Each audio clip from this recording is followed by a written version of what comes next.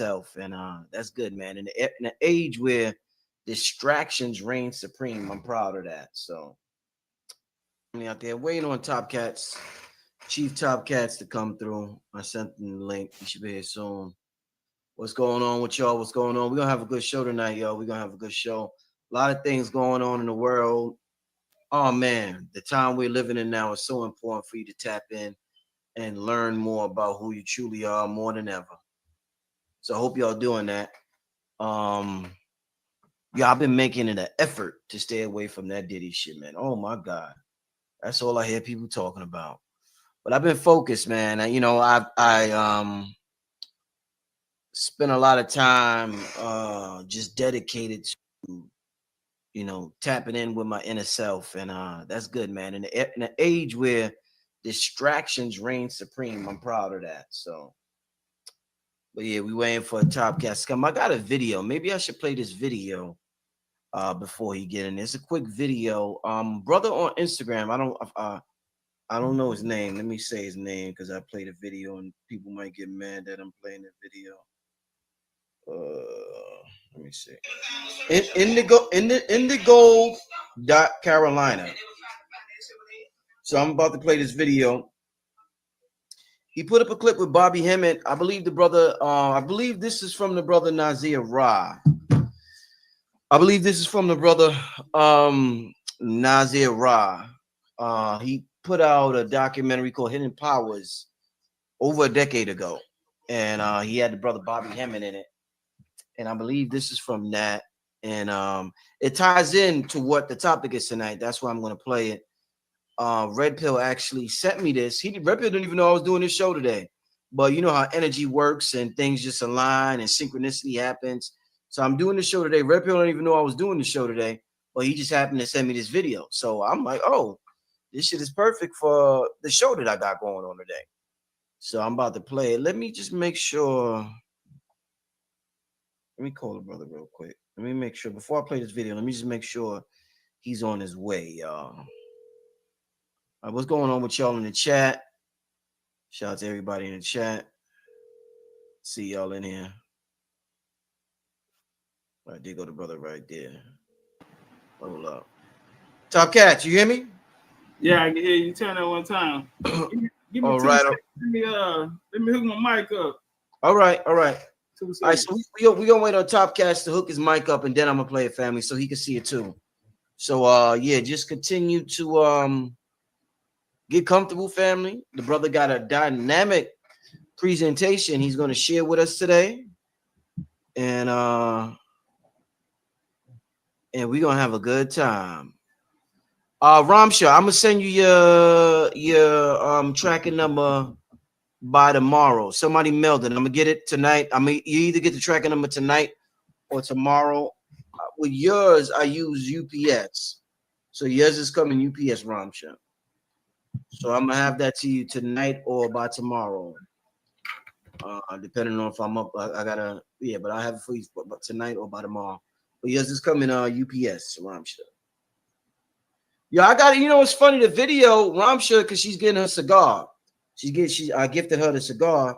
She donated. The interesting thing is that the video I'm about to play, Bobby Hemmett is talking about the tobacco that was found in the intestines of Ramesses. So all this is going to tie. Yeah, I want to play some. Yo, some Topcatz. I want to play some real quick before you do your thing and before you put on your presentation. Yo, Red Pill didn't even know we was going to do this today, but he happened to send me a video. So let me just play. It's like a minute long. Let me play this real quick. All right. In Ramesses' stomach. And they were trying to find, they said, well, there is an African tobacco. It's like, no, this is pretty much when they get up to the. Let me rewind this. Tobacco in Ramesses' stomach. And they were trying to find, they said, well, there is an African tobacco. It's like, no, this is pretty much when they did the research, and this stuff came from the West. We all know that Nubians and Egyptians were full of American drugs like cocaine and tobacco. Ramses had Nicotiana rustica, mound builders, tobacco in his stomach. But what they don't teach you is they were full of American chocolate also. And you guessed it, the first civilization to turn cocoa plants into chocolate were the Olmecs. Let's keep going. Examined the remains of Ramses II, who was rumored to have sailed to South America with a crew of skilled Hale Africans. She extracted samples from the You know, I ain't gonna play that part because I don't know who that might be. History Channel. I don't want, but you'll get the point I'm trying to make. They extracted samples from their intestines and found out that it was tobacco. Tobacco wasn't in Africa at that time. Tobacco come from the Americas, as well as cocaine come from Americas. So the shit they were saying, Topcatz, is, oh, well, they traveled to Americas. The dude on the Instagram channel was like, nah, nigga, we from the Americas traveled over there and bought the shit over there. So I know that might be tied into your Nah, that's light work. That's common knowledge. That's in my book. You know, that's the title. That's what we're here for. I told him to send me a PO box. I got you. I got 6 books. Tonight I'm gonna send you a PO. Yeah. All right. But nah, that's light work. We that's something we can use. But you know what was cold that he did say, Bobby Hemmett? What? He always said that the sun, he said that it was gonna set in the west. Yes, he did. He said that this revolution of these new souls coming in, they're gonna come from the west. Yes. Yeah, Bobby always said that. Y'all kept that with me. Indeed, man. Welcome back, my brother. Welcome back. Yeah, good to be back, man. You know. They love that last presentation you did on the Seminoles, man. They love that joint. Yeah, that's been a hot topic for a minute, and you know, I just hope I represented, you know, in the proper fashion, you know. But yeah, I feel like that story needs to get at.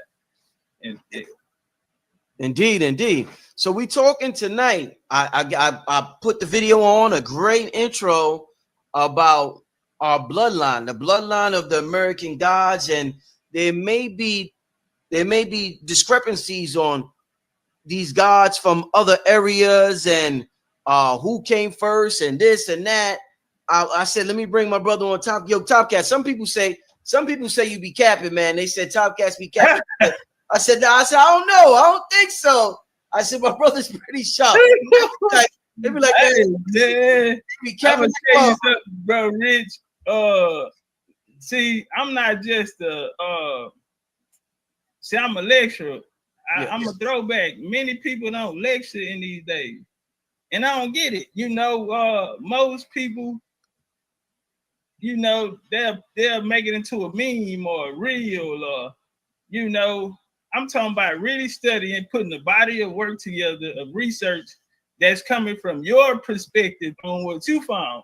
Right. Not just giving us a book that somebody else read in his perspective, and we don't know what's his motivations behind it. You feel me? Right. Whether it's good intentions or bad. So my game was I come up watching lectures. So my highest lecture is 946 slides. You know what I mean? I have 600, 700 slide lectures. And so it is, you know, a lot of people that say I'm capping, I'm not also a lecturer, but I'm a debater. I am the #1 debater. It's not too many people. Don't say that in front of Sarnetta, man. Side note, I get busy. Side note, I knocked his heavyweight champion out in my rookie year. I've been a champion since my rookie year. I won Rookie of the Year at House of Consciousness, and I went even there a whole year. They brought me there to get beat up, and this Indian been popping ever since. But shout out to Jabbar, he knocked a lot of people out, but no contest. Indeed. But hey, I'm looking forward. Let's get to this presentation. If you just came in the building, we're gonna have an awesome discussion on the true bloodline of ancient America, and Topcatz is going to debunk all the lies we've been told about who we really are and where we really come from, and our ancient contributions to the ancient world. So with that being said, Topcatz, man, the floor is yours, man. The floor is yours, my brother. And we're hey, y'all, get the lights up. Get the lights up. The lights looking crazy. And what are we doing? Get the lights up, brother Topcatz. All right. Hey, y'all, let me let y'all know this. Bro Rich is more last minute than me. I'm last minute. I'm Aries. Bro Rich is more last minute than me. You know, he didn't even give me a whole 24 hours to put this presentation. That is true. That is true. But we finna work it out. We're gonna make it make sense. So, all right. So first off, you know what I mean, when we get into it, the conversation of America or bloodlines of the gods. You know what I mean? What do I mean when I say America, bloodlines of the gods and civilization? Well, if you look around, most of the stories are universal. So I give you an easy one, Jesus Christ. A lot of people say, well, it's other people that's born on that same day. You know, it's other people venerated in other cultures or places on that same time or have that representation there. Well, the story is a universal story because it's coming from one place. It's being taken around the world to these other colonies that'll be built by these people, these civilization bringers. Then they will get the story that comes back from home. Mm-hmm. So that spiritual system and that story from back home will become religious books. Right. Torah, Tanakh, Book of Enoch, all of these types of things, you know. So a lot of these stories will come from these people. But there was a bloodline of gods here. Brother Richie actually said, what you know about the Grand Canyon? And I said, man, I went. I just left in February, and it's basically like a military base. But what it did do was tap me in. I love to go to these places and get my downloads. I fast every time, everything, get my downloads. Right. And it just felt so ancient. And I'm like, man, something happened here. So, you know, these are signs of bloodlines of the gods. And I'm going to put some primaries in there too, showing you me on the scene in my personal research as I go too. So, yeah, we can go ahead on the screen share and we can go and get busy. Okay. So we're gonna flip through a couple of lectures because Bro Rich gave me like 16 hours, 14 hours to prepare. But I'm gonna start it off like this here. Now this is a quote from Francis Bacon. Mm-hmm. And it is, in time the truth will be revealed. This emblem appears on Francis Bacon, New Atlantis, land of the Rosicrucians. Now, the Rosicrucians are a ancient order. We hear about Masons and you know, secret societies. Well, we're gonna talk a little about that. And the reasons it's not just because a bunch of people want to get together and be together, but it's these elites that are trying to keep these bloodlines that come directly from the gods. Either they're oppressing them or they're working with them. But we're gonna rock out. Tempore protect occulta veritas. In time, the hidden truth will be revealed. One of my favorite verses out of the Bible is Matthew 13:1. We're gonna go through a lot of Bible talk because I want to make a lot of correlations. Like as I said, the spiritual system from America will be taken around the world universally and taught off as religion. That's why it become an organized story. Matthew 13:1, he answered, said unto them, because it is given unto you the mysteries of the kingdom of heaven, but to them it is not given. So that's for people with eyes to see and ears to hear. But we're gonna walk. So they had a place called Atlantis. Atlantis is this place where they say a lot of the game came from, or what the old world where people rocked out at. Now, a lot of people hypothesis, they said it was a advanced civilization whose immigrants populated much of ancient Europe, Africa, the Americans, and whose heroes inspired Greek, Hindu, Scandinavian mythology. Now, in this story, we go back to the Bible, Genesis 1:26, and God said, let us make man in our image and our likeness. Let them have dominion over fish, sea, and over fowl of the air. 1:27. So God created man in his own image, in the image of God created he him. Male and female created he them. Then we bounce over to Genesis 2:2:2. And the rib which the Lord had taken from man, he had woman and brought her into man. And so this is a creation story that's coming from the biblical side. Genesis 3:20, and Adam called his wife the name Eve because she was who? The mother of all living. And we're gonna walk through this. We hear about, you know, like I said, it's a universal story. So in the book of Genesis, but behold, I do bring a flood of waters upon the earth to destroy flesh. He goes on to say, for he would ravish the storm and wind, which lifted up the waves thereof. So this is the story of Noah's flood. Now, Noah, when we come to the Americas, well, we look into the history of Cox, and he was a survivor of a worldwide flood. What I'm saying is these are, you have the Gilgamesh flood tablets. You have Genesis, so that's what I'm saying. This story is going to be a universal story, but in the end, we're going to find out whose story it comes from. So we go through the Gilgamesh flood. Genesis 6:4, bloodlines of the gods. There were giants in the earth in these days. Also after that, when the sons of God came into the daughters of men, and they bare children with them, the same became mighty men, which were of old men of renown. Now, we bounce over to Genesis 6:7, and the Lord said, I will destroy man whom I have created from the face of the earth, both man and beast, and the creeping things, and the fowls of the air, for it repent me that I had made them. Now, they spoke about giants, or these demigods who came in the children of men. So we go to the stories of the Lost Book of Enki by Zechariah Sitchin, where he speaks about these scholars having recognized the biblical tale of creations. Adam and Eve, the Garden of Eve, the deluge, the Tower of Babel were based on texts written down millenniums early in Mesopotamia, especially by Sumerians.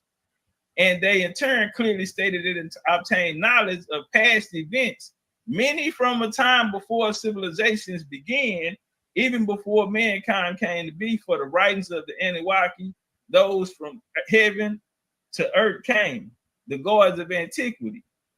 Now,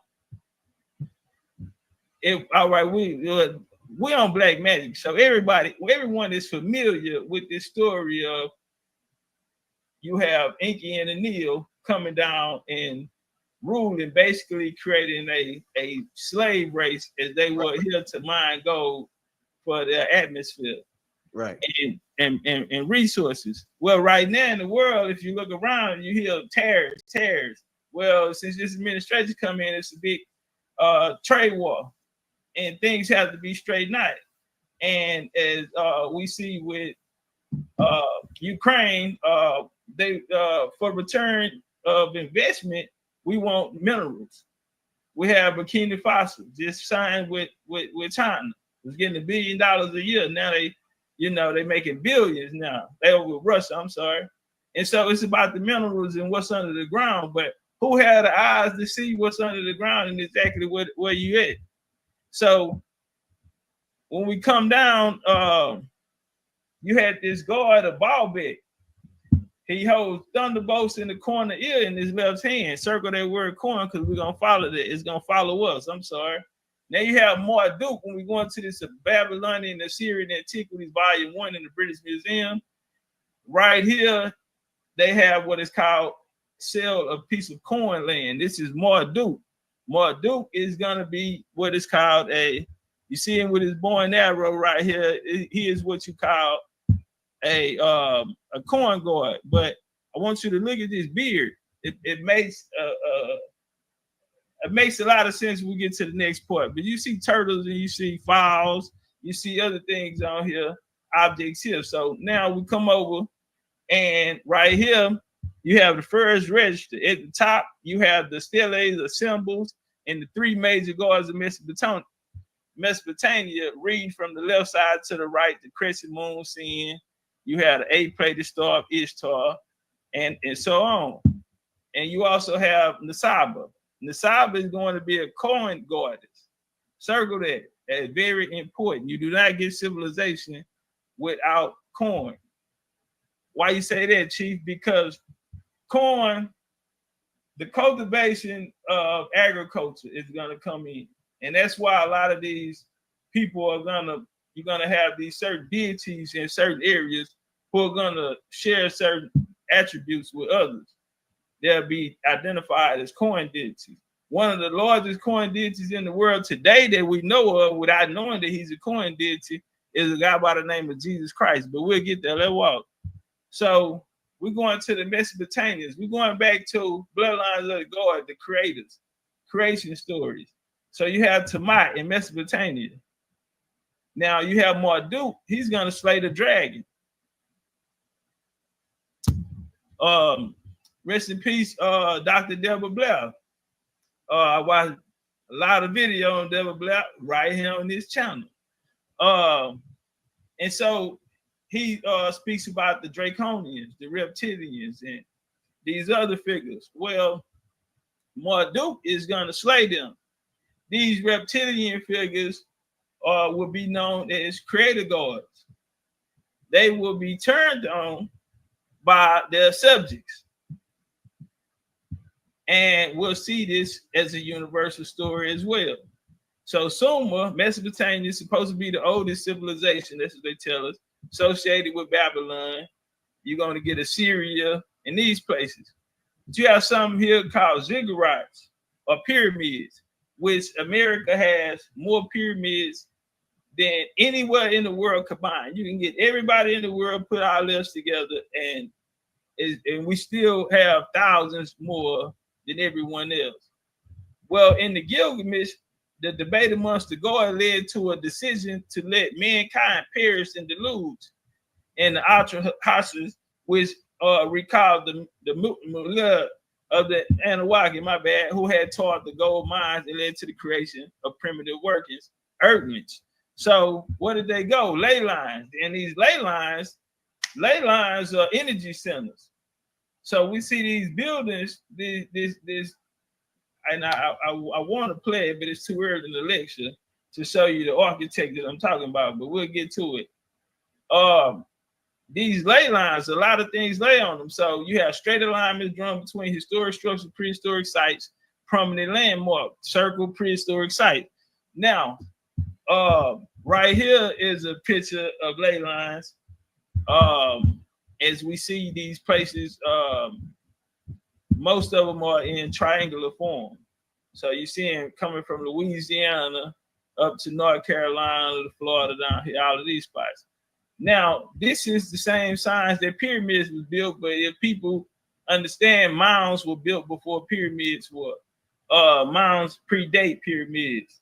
Now, many ancient American Indian mounds, earthworks show alignments with the sunrise, sunset, solstice, equinox. In recent years, mound builders often carefully place mounds in specific spots to allow for observation of the rising and setting stars on the horizon across the top mounds of the temples erected on them. Mound location of the early pathways and determined by ancient Native American tribes to delineate the exact time to conduct the death ritual. The ritual is designed to aid the souls of deceased tribal members. Now, hold on. Now we're coming through Moundsville, and it's going to show these complexes and how they line up with Orion star system. This is the Mayan and the Topcatz. This is in Georgia. Matter of fact, Brother Rich, this is Georgia. And we got Mount Shasta, California. Go back to that joint in Georgia you showed. Go back to that. This Georgia right here. So the Mayans were over in Georgia. They got something called Mayan blue. So they came to, they're actually going to come from here because the corn is actually going to be first cultivated in central Mississippi. It's not going to be cultivated in the Yucatan. The Yucatan is a jungle. I've been down there more than a few times. We did group trips down there, but the Yucatan is a jungle. I have a good piece where I'm talking with a guy who actually helped write the book, an anthropology book on Chichen Itza, history of Chichen Itza. So, but this is in Georgia, and this is the so you know the sites in Cartersville, the Etowah Mounds. We were just down there So you had the Mayans in the southeast.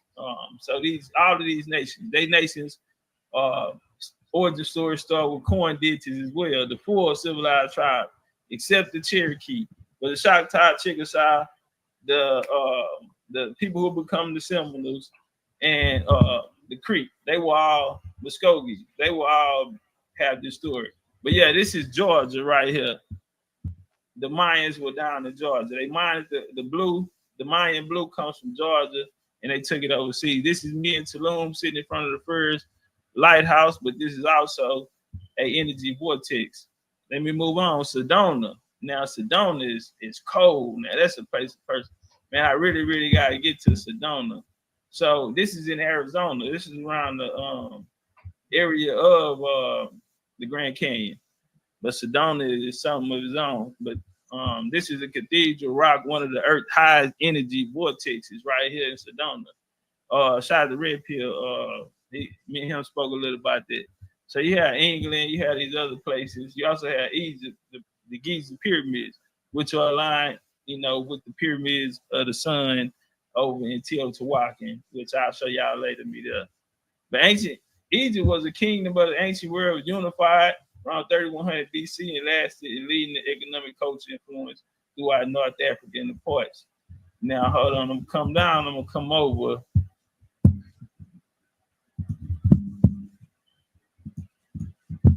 Hey, y'all, get the likes up in the chat. Get the likes up in the chat. Indeed. What something happened to it? Nah, we good. I'm just gonna be switching through different. Wow. Yeah, I'm just gonna be switching through different joints. All right, so when we going through talking about the gods, again, we talked about the slayers. We mentioned Marduk. Hold on. We mentioned Marduk and these serpent slayers. This is Mesopotamian deities. Right here, you see the symbol of what they call the boule. It's centered in the center right here. You have Inanna. One of the things I wanted to say was all of these deities, they're going to have a counterpart, which is going to be a female. So you have Asherah, for example, who was also worshipped as a consort of Yahweh. So we hear the Hebrews speak of Yahweh, but we never hear them give Asherah her respect. Even Ishtar, because when you speak of Yahweh, she's also El is commonly used as a synonym of Yahweh, which is El is one of the deities that was and her husband, he was the husband of Asherah, the father of all other gods except for Baal. Now they talk about him in the Old Testament. El is commonly used as a synonym for Yahweh. Now this is his gal, Ishtar. All right, now circle that because I'm just walking them down right now, and they don't even know they finna come back to America with me. So you said Ishtar is Yahweh's girl? Yeah, right here. This Ishtar, and Asherah. My bad. Asherah right here. Asherah was, but also, Ishtar. The name just passed down because El would be a synonym of Yahweh as well. So it'll be El and it'll be Asherah. My slide is in the wrong spot. Then we come down the Baal where El was worshipped. We had the Indus Kush Valley, which they said is where a lot of the cultivation and came from, or agriculture is going to derive. But as we see over here, this civilization was first identified in 1921. Hey man, I'm just the messenger.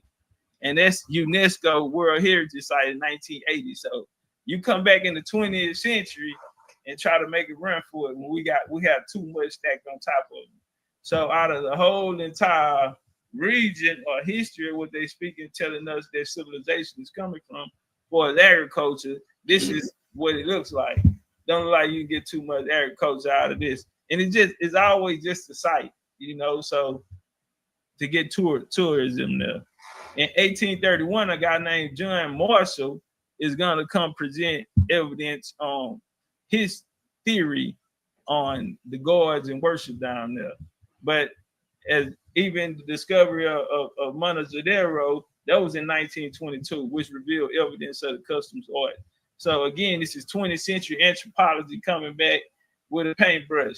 Right here, this is Foxy Nuwa, so we're gonna go through, speed it up. So we know this is the creation story around Chinese, but I just want to show you it's always two, and they're serpent deities. Then you have the Naga associated with Hinduism and Buddhism. So here you go, the Naga right here, and you see that here go Buddha's mother, which her name is Maya, and the snakes on top of her head. Some people say snake means deceiver. Well, it does, but also whenever you see it over the head, represented in this manner, it's a guardian. It's a representation of higher consciousness. It's the keepers of the sacred knowledge. These are, and that's what the serpents are. They're showing strength, and keepers of the sacred knowledge. So right here is Buddha. With the Egyptian gods, they speak about the Egyptian gods and deities. The well-known ones is Isis, Osiris, Horus, Amun, Ra, Hathor, Bastet, Thot, and Anubis. Now, we finna get down on the Egyptians, but we cool though. Now, when this Egypt is gonna fall, you know what? Well, let's go do that right now. Let me go and get them out the way. So we just brought up their deities. I gotta jump over to a new PowerPoint. Boom, boom, boom. Where you at, Chief? Give him to me. Right here. Okay, so boom. Now, when we're speaking about the deities of Egypt, we'll start here with Tut. This is at the Egyptian Museum in Cairo. All right, this is the statue of Tut on the back of a black jaguar. Now, we have the Carolina Panthers. He's on the back of a panther. The effigies in Egypt, all of their deities are most of their deities are gonna be animal effigies. With these effigies of these animals would be indigenous to the Americas. So we take King Og right here. Khnum, one of my favorites. Khnum is the Lord of creator of things for himself. He's the one that shaped and molded all the other gods. He's the biggest god of them all. He was one of the earliest known. But the problem is Khnum is a big head ram. He's a big sheep ram. And that species is native to North America. And we find it on cultures here in the Southwest as they made depictions of them on the stones down in Arizona, Colorado, these areas. You have what's called the Los Angeles Rams today. Anubis, big bad Anubis. Anubis was one of the most prominent before them bringing up Asar and Egyptian, but he's one of the oldest. He's what you call a Cholo Exquisite dog or a Cholo dog, only found in Mexico. Now, this dog in Mexico had the same assignment that Anubis had. What's that, Chief? To guard the underworld.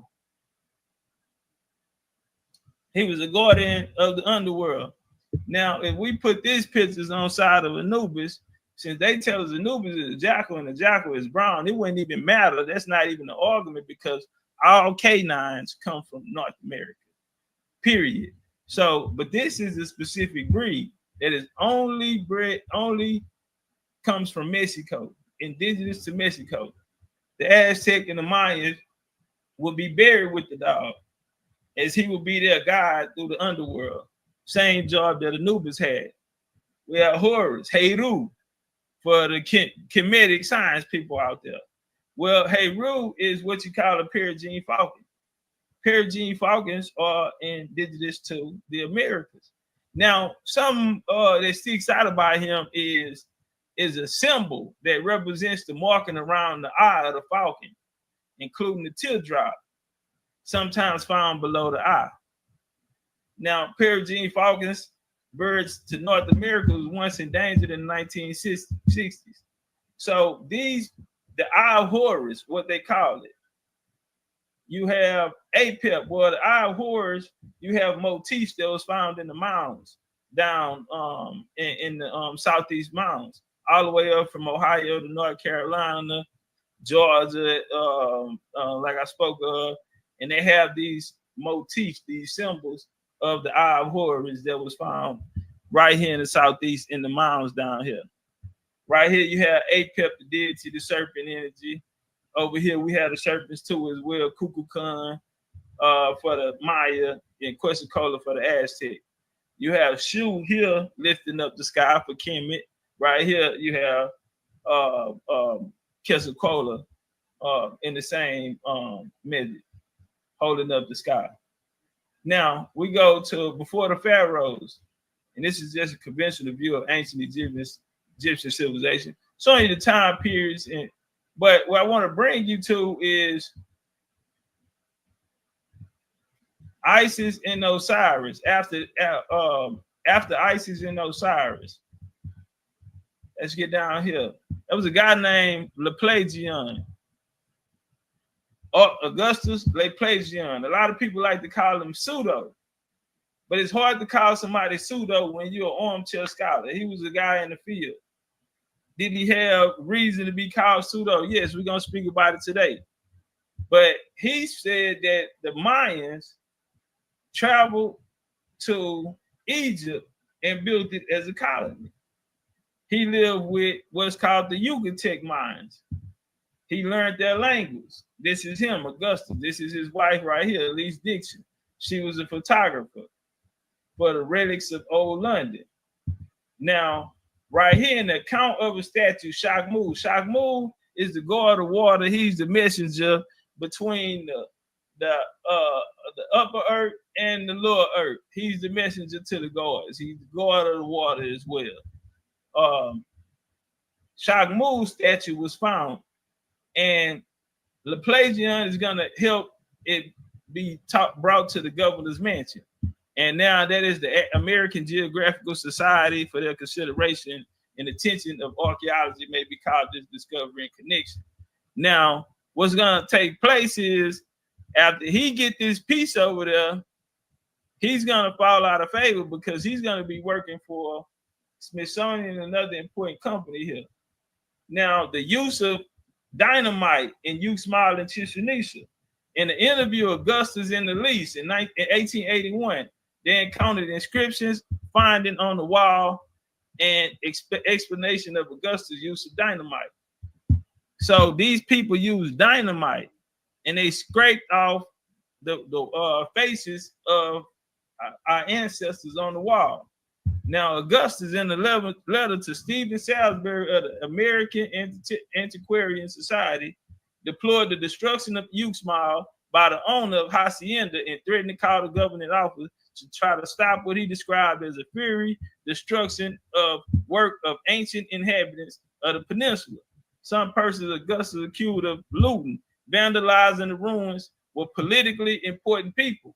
So when we hear these bad things about Laplagian, who studied with the Mayans, lived with them for 40 years, and he's saying that they took their stories, or saying that they took the culture across to these other places, Egypt being one. Why is he known? Why is he known as a pseudo outcast?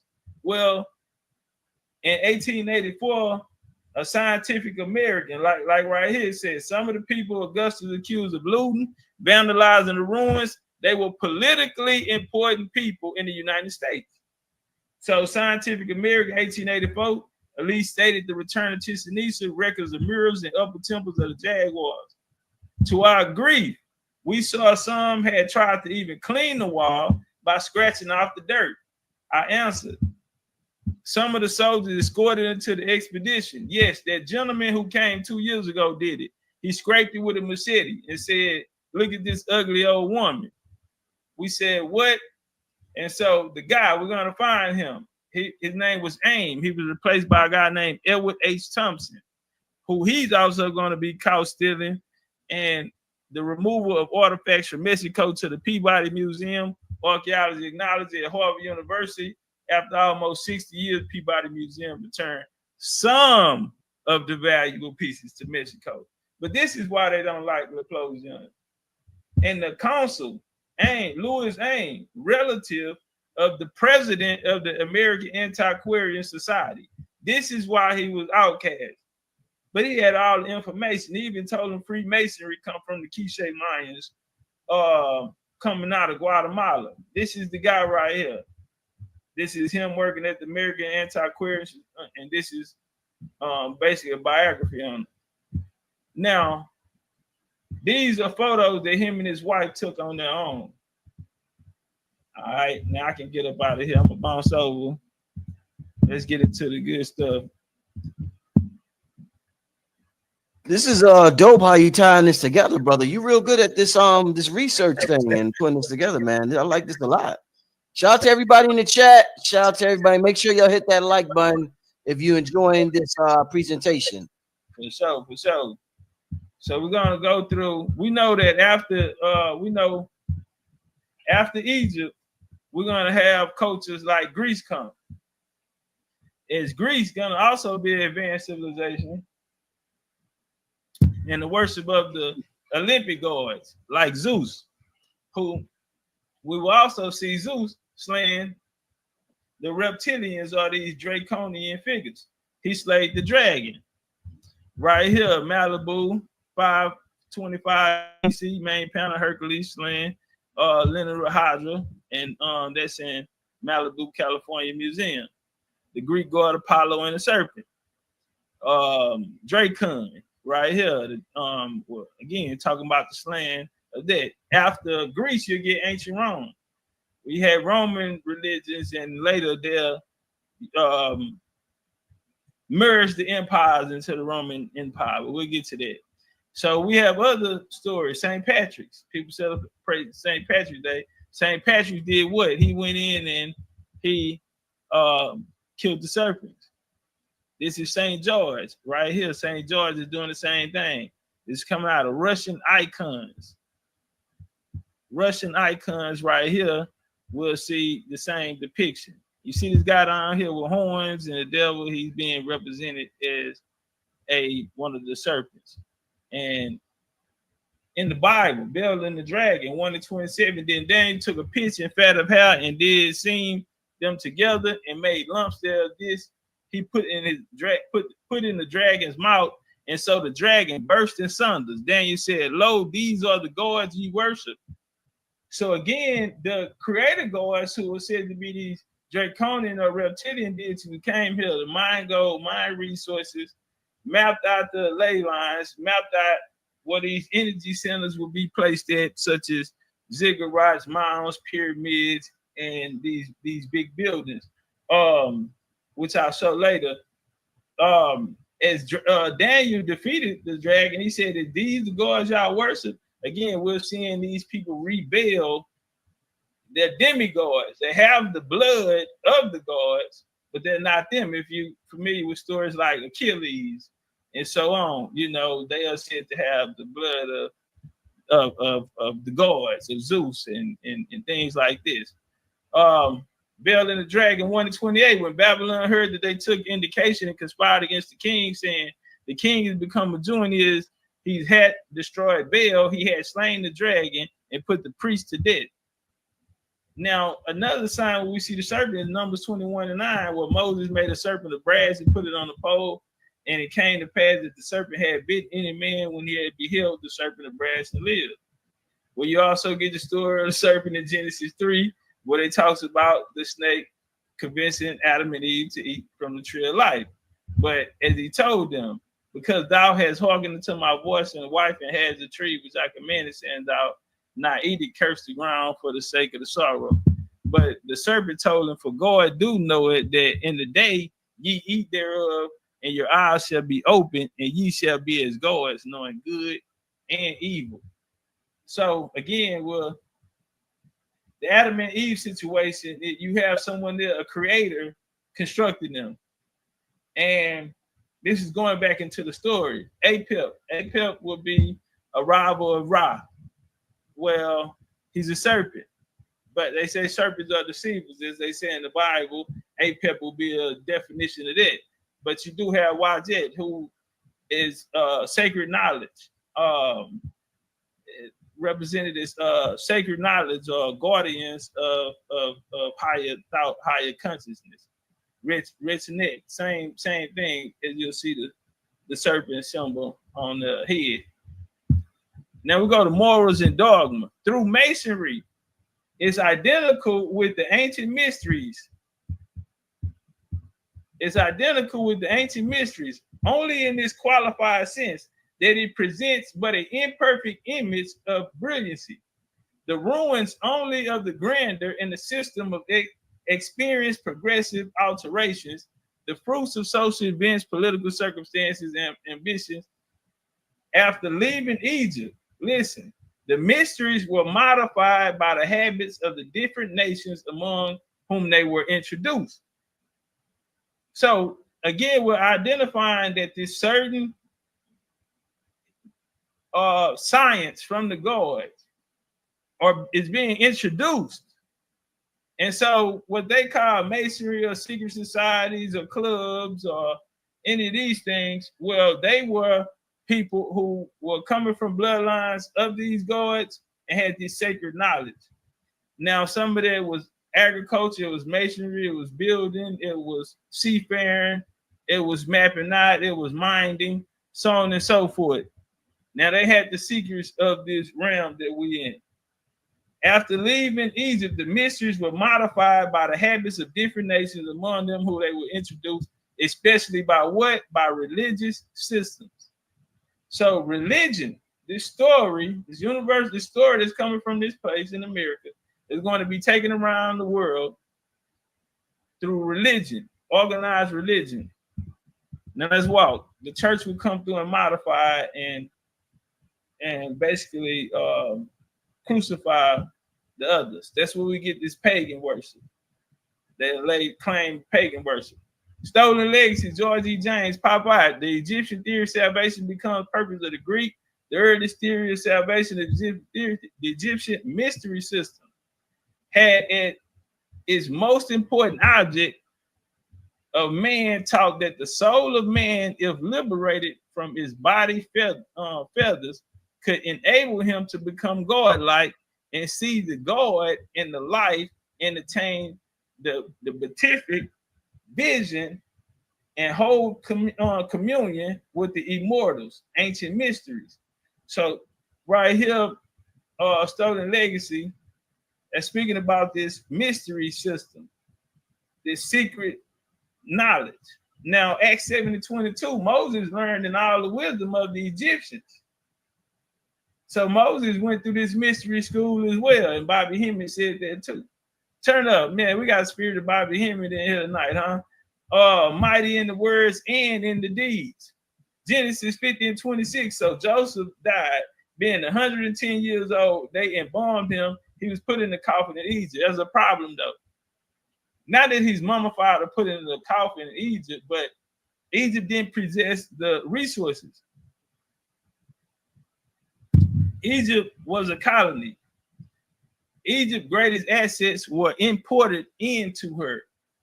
That's what Kemetic science and Egyptologists fail to tell us.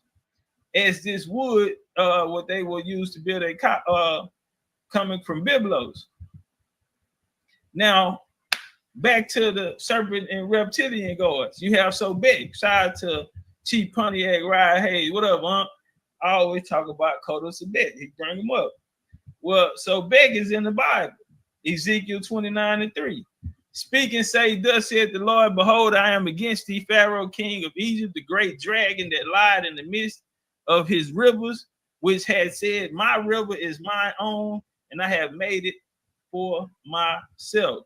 So, and the inhabitants of Egypt shall know that I am the Lord, because they have been a staff of the reed of the house of Israel. Now, when we come to the rise of the kingdom of Sobek, this was a secret society or cult, what they called it, the cult of Sobek. And it merged with the sun god Ra. Now, you're going to have a guy named Akhenaten who's going to come through. Akhenaten is going to make it a monotheist.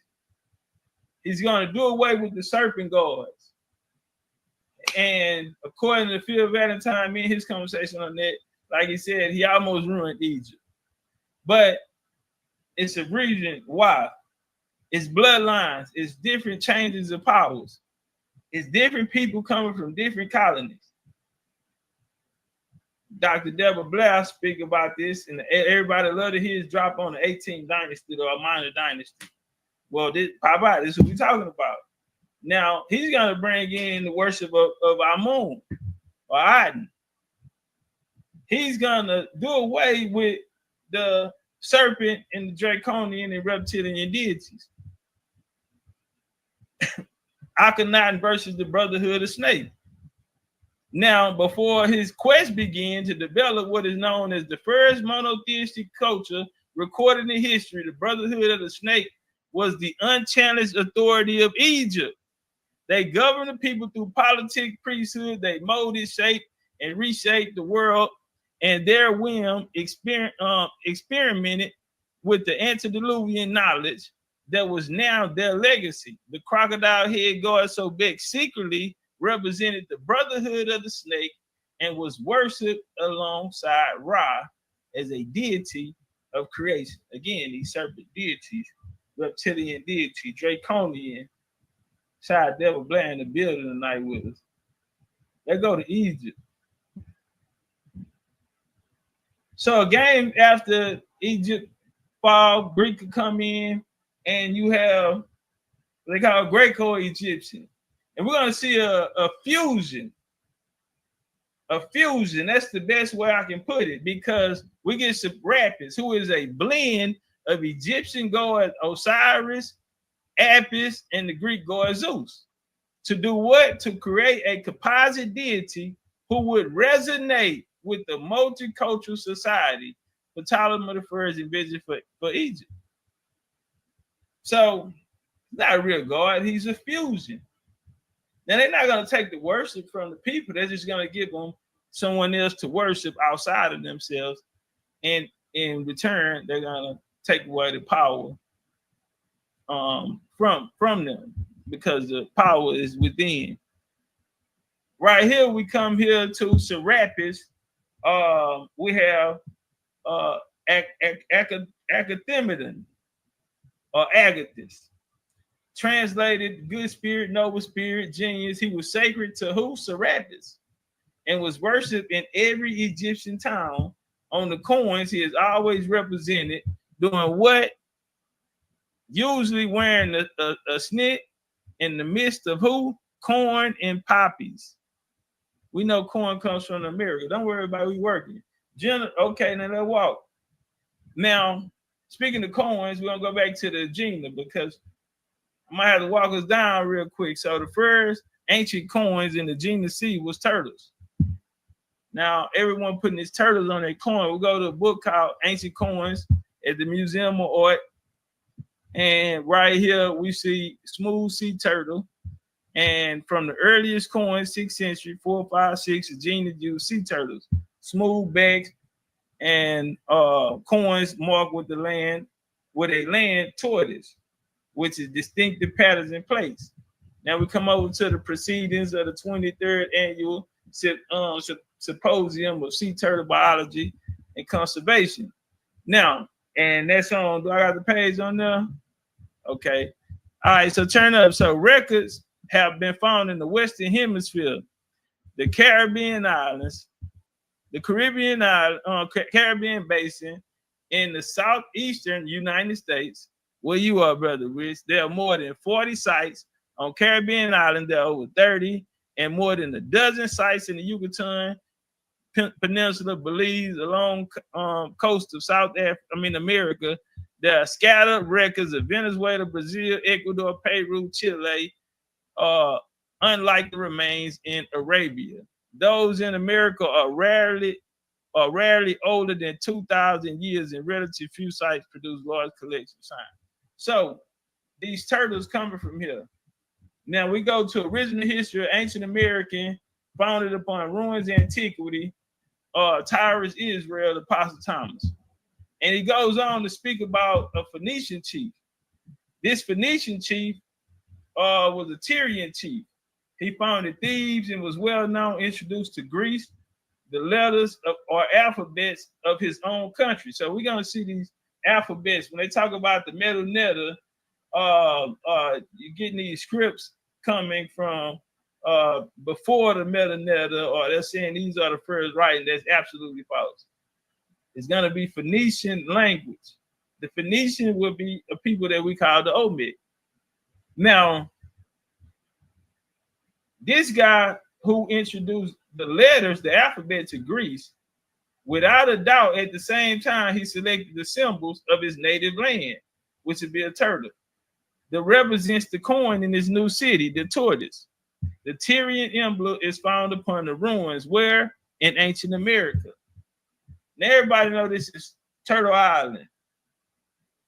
This is Turtle Island. There's a story, Big Ted's there. He's an Aztec music guide, and he talks about him saving a turtle, mermaid, and the whale. These he put together to make a bridge that he might cross the ocean.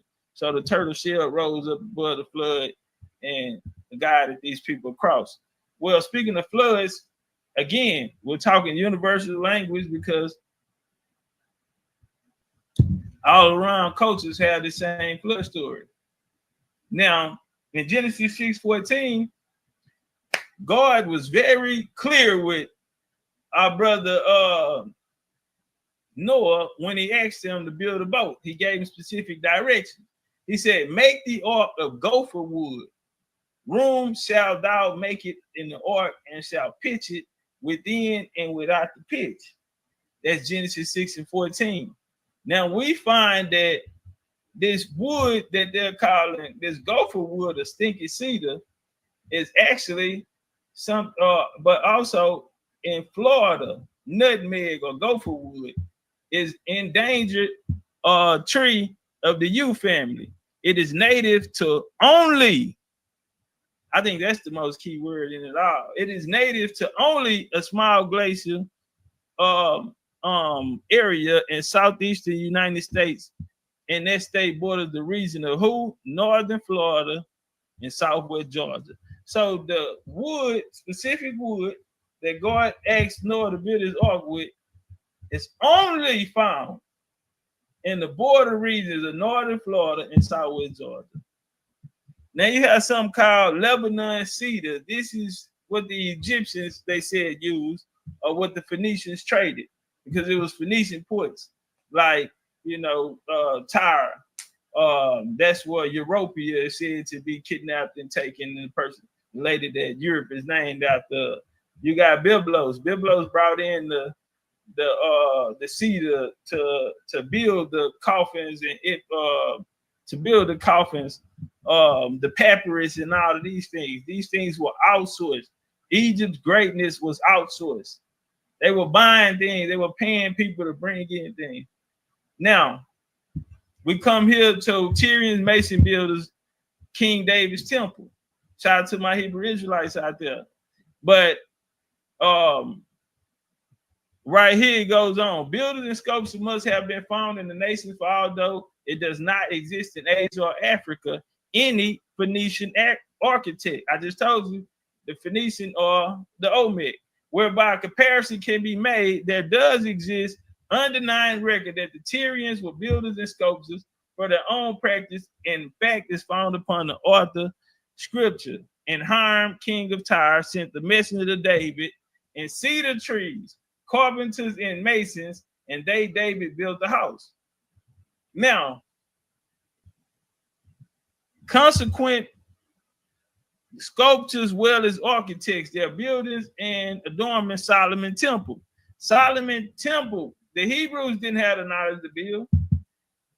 As we'll see here, as shown in the history of Tyrus, the facts, the building of the palace of David to put to rest any suspicion or question whether the Tyrians themselves, unassisted by others, have built the sculpture, those in the Americas. The Israelites had no practical knowledge of architecture until the ages of the buildings by the Tyrians of Solomon Temple, 1015 BC. So it was people from America who had the knowledge to build. So right here, we'll come into 1 Chronicles 14, 1, 17, 11, King James Bible. Now Hiram, king of Tyre, sent message to David, timbers and cedars and masonry carpentry to build him a house. And David perceived the Lord and confirmed him of king of Israel. We got the Phoenician king Hiram sent tired Lebanese cedar carpenters and masons to Jerusalem to build King David's house. 2 Samuel 5:11. 2 Chronicles sources. Yeah, they constructed the palace as well in Temple of Jerusalem. Chronicles 2:37, 1 Kings 5:20. Sources. Let walk. So now we're talking about Solomon prepares to build his temple. Now, he's gonna get help also. Now, something interesting about him was that entire the people of ancient nations, they practically won. They produced in America an improvement in great upon the architect of the Egyptians. So they're even saying the improvement of the architect of the Egyptians are coming from the Americas. This fact of improvement and alteration of the original order of Egypt is another proof that the builders were not essentially of that nation, but from a country having a practical skill and minds. Let's walk. 1 Kings chapter 9, 27. Hiram sent the navy to serve in shipment that had knowledge of the sea. So he's seeking out seafarers. I'm saying the seafarers are coming from America, but don't worry about them. Make it clear. Trust me. We got you. With the servant of Solomon, 28, and they came to Ophir and they fetched the fence of gold, 420 talents, and brought it to Solomon. So Solomon getting gold. The weight of the gold in 1 Kings 10:14, they talk about how much gold. The weight of the gold came Solomon each year with 666 talents. Ecclesiasticus 2:8, I accumulated for myself silver and gold, the treasures of kings in the province. I gathered to myself male and female singers and delights of my son and men and many concubines. He finna party because he got all his gold. Where's this gold coming from? Well, New York Times, Sunday, August 9th, 2025, King Solomon gold came from Peru. We just gonna come out and see it. Yeah, top newspaper, New York Times. Y'all must, Hebrew Israelites just forgot about this. Anyway, the legendary land of Ophir, which furnished metal for the temple. So Solomon trip is gonna say, it's gonna be reported that it took years to accomplish. The mention of Ophir is the land of gold, who the mines contributed to the splendor of King Solomon's temple. Still stirs the fancy. Alex archaeologists and explorers have sought the country of ivory, and many speculation of the exact location of where has just been added. From Vienna, Dr. Von Hatcher reports that he discovered that Ophir land, the Western Hemisphere, where Solomon's fleet abroad for 3 years took into South America. Well, it makes sense because if we talk about ties with Egypt, as I spoke of earlier, Byblos, colonies of the Phoenicians, aka colonies of the Olmec, will become, these are the seafarers. These colonies are, Egypt is outsourcing its greatness. So in order to build these mummies or these tombs, well, they need to call somebody who has the resources that's on their land. And so they're going to get it from Byblos. Cedar trees, the mountains of Lebanon were shipped to Egypt, Mesopotamia for use of building ships, making columns for houses.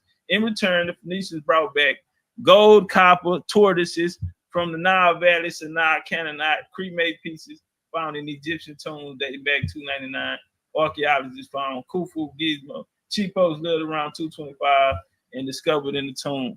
Now, we're going to speak about the mummies. I ain't going to go too far because we speak about mummies, the method of embalming. Now, the oldest Egyptian mummy recorded to date, other hand, 3735 BCE, embalmed male, as reported in paper published Journal of Archaeology Science. This pushes the origin of Egyptian mummification back some 1,500 years to what had previously been assumed. And this comes now. That's cool because the mummies of ancient Egypt are arguably the most famous mummies in the world. But however, they are not the oldest.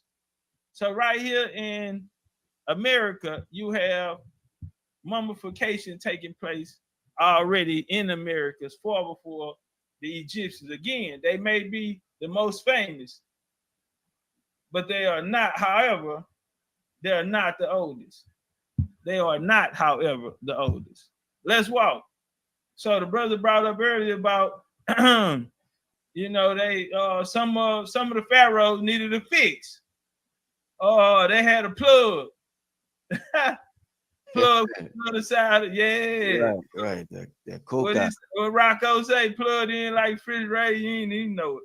Yeah, man, plugged in like refrigerator, you ain't know it. So, two lands, she was beautiful, powerful. Imagine a thrust back in time. Hold on, let's walk.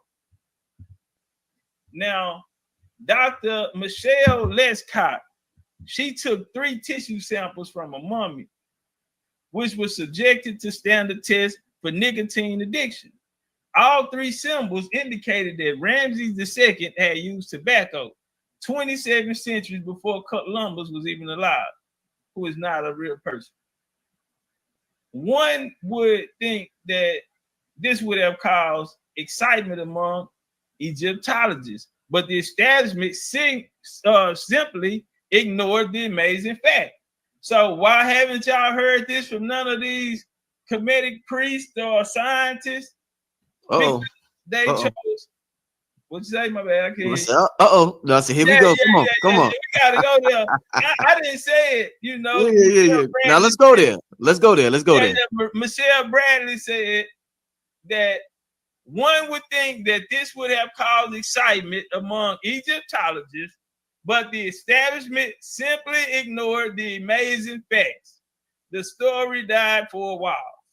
Then in 1992, a toxologist, okay, Dr.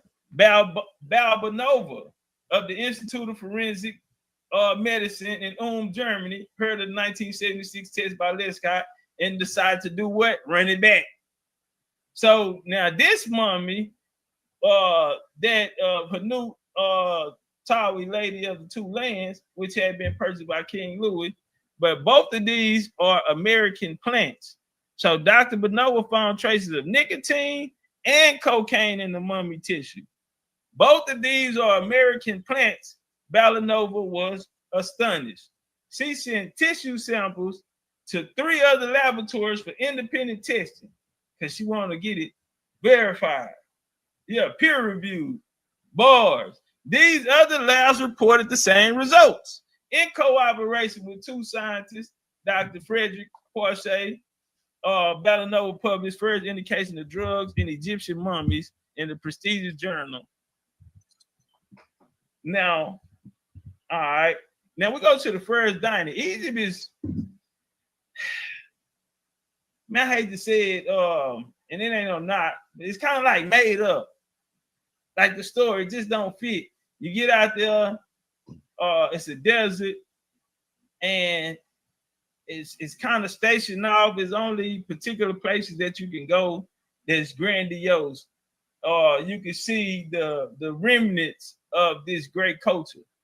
And I say that because coming from America and traveling around America, our greatness still can be shown today. It still can be seen. I mean, you don't even need these glasses on to see them, like it's there. So, first dynasty Egypt. What the off top, the date of this period is subject to scholarly debate about the Egyptian chronology.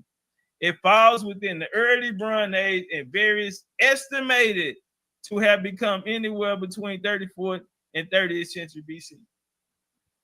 And then they say they base it off of 2013 radiocarbon dates. So 2013 is when y'all come up with the date for the first dynasty of Egypt, but y'all teaching us, Dr. Benham taught us this in the 80s, man. So wait a minute. All right, now I ain't gonna say nothing. We're gonna keep walking. We're gonna be respectful. All right, let's just walk them down. I'd rather do that.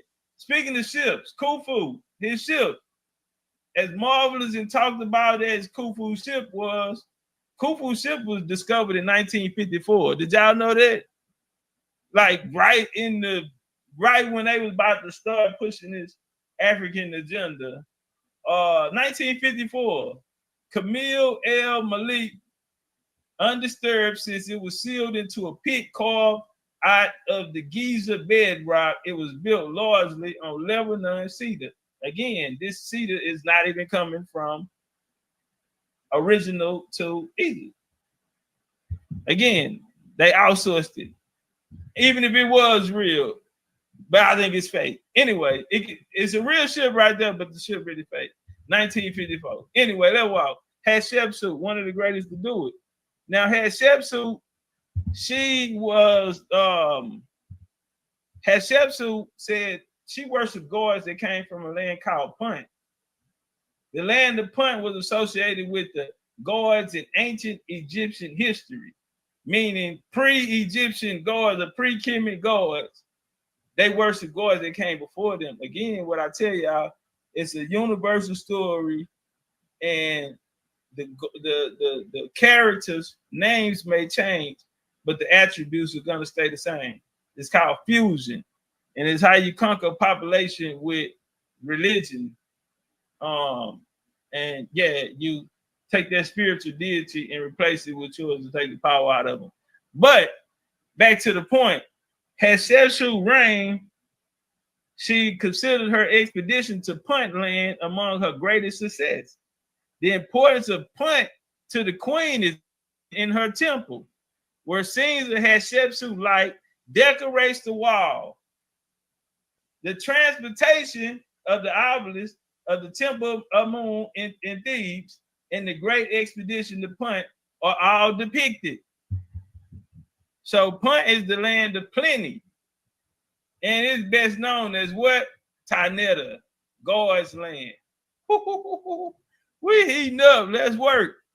So she speaks about Hathor, you know, her divine mother Hathor from Punt. Now, when we go to Punt, right here, this is me again standing in front of the first lighthouse indicating seafarers. This is in Tulum. This is where the gold will be brought from Peru to Tulum, and then it'll be brought over. Mexico don't have gold. Mexico is filled with silver. You get the most purest gold in the world at that time out the southeastern coast of Georgia and Florida regions. Bars.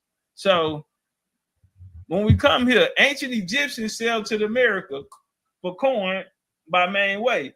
Ancient Egyptian temples records document of Pharaoh's expedition to the land of Punt, a distant place of great natural wealth, reached only after a 3-year voyage. 3 years, Rich. It took them 3 years. Now, we're going by that map that they're showing us today from Egypt and, let's say, the land of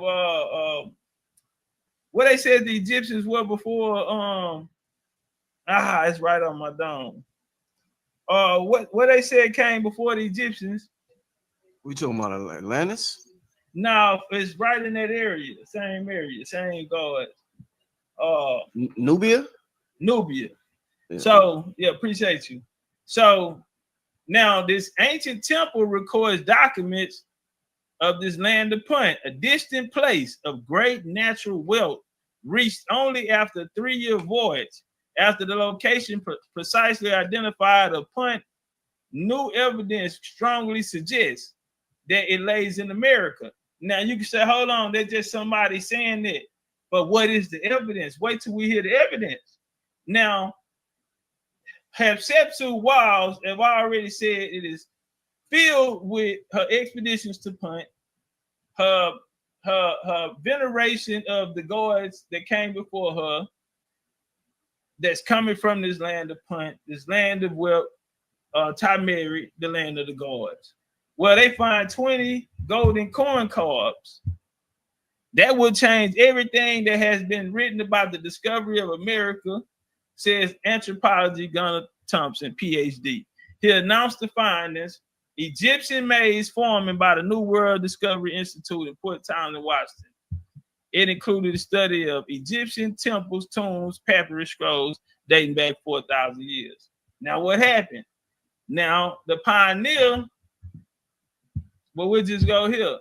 The queen of the pharaoh, Thompson report includes that the New World, New York Metropolitan Museum and Art National Museum of Scotland, according to the study, Egyptian artists included what? Indian corn cobs, pineapples, and other New World plants in their displays of religious offerings. So when the Egyptians are giving offerings, which I'll show y'all the Mayans giving offerings. When they were giving offerings, they were using items that come, resources that come directly from America. They identified as Indian corn cob, pineapple, and other New World plants in their display of religious offerings. Now, Punt, the land of Punt, Thomas suggests the connection. Punt must have been located someplace in the Americas. The Egyptians had to sail across the Atlantic in order to obtain all these New World plants. But we really brought it to them.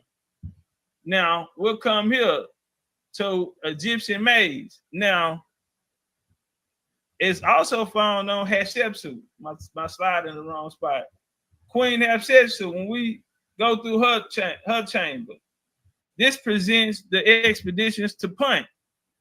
Under the Nubian admiral Nishi, brought back maize to Egypt. Archaeology sites on the Gulf of Mexico from Venezuela to Florida are suggested as possible locations for Egyptian colonies in the New World. Knowledge about the overseas paradise, rich in gold and insights, was passed down among Egyptian princesses until it finally reached the attention of King Solomon. The secret lore inspired expeditions of Ophir into ancient Peru. Ooh-wee, let's walk. Let's walk. I'm almost done. Ramses III sent expedition to the region of inverted waters and encountered similar cryptic hieroglyphic texts about overseas lands in the reign from the reign of Pepi and Hatshepsut. Western locations would have given Egyptian settlers access to premier fruit of the Caribbean Sea and the New World pineapple. So we got grapes. Y'all got our grapes in there. Every time we watch a movie about Greece or Rome, them niggas land there, they got fruit bowls and grapes, and ain't nobody said, bro, don't they come from America? So anyway, but let's walk. Now we're gonna turn it up because we finna close. I'm almost closing out. Now you have, again, these universal stories. And as I spoke earlier, one of the most famous they would know would be Jesus Christ. Jesus Christ is what we call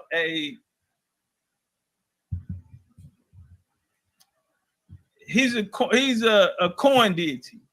In order to get a full understanding on a corn deity is agriculture, or what they call green men.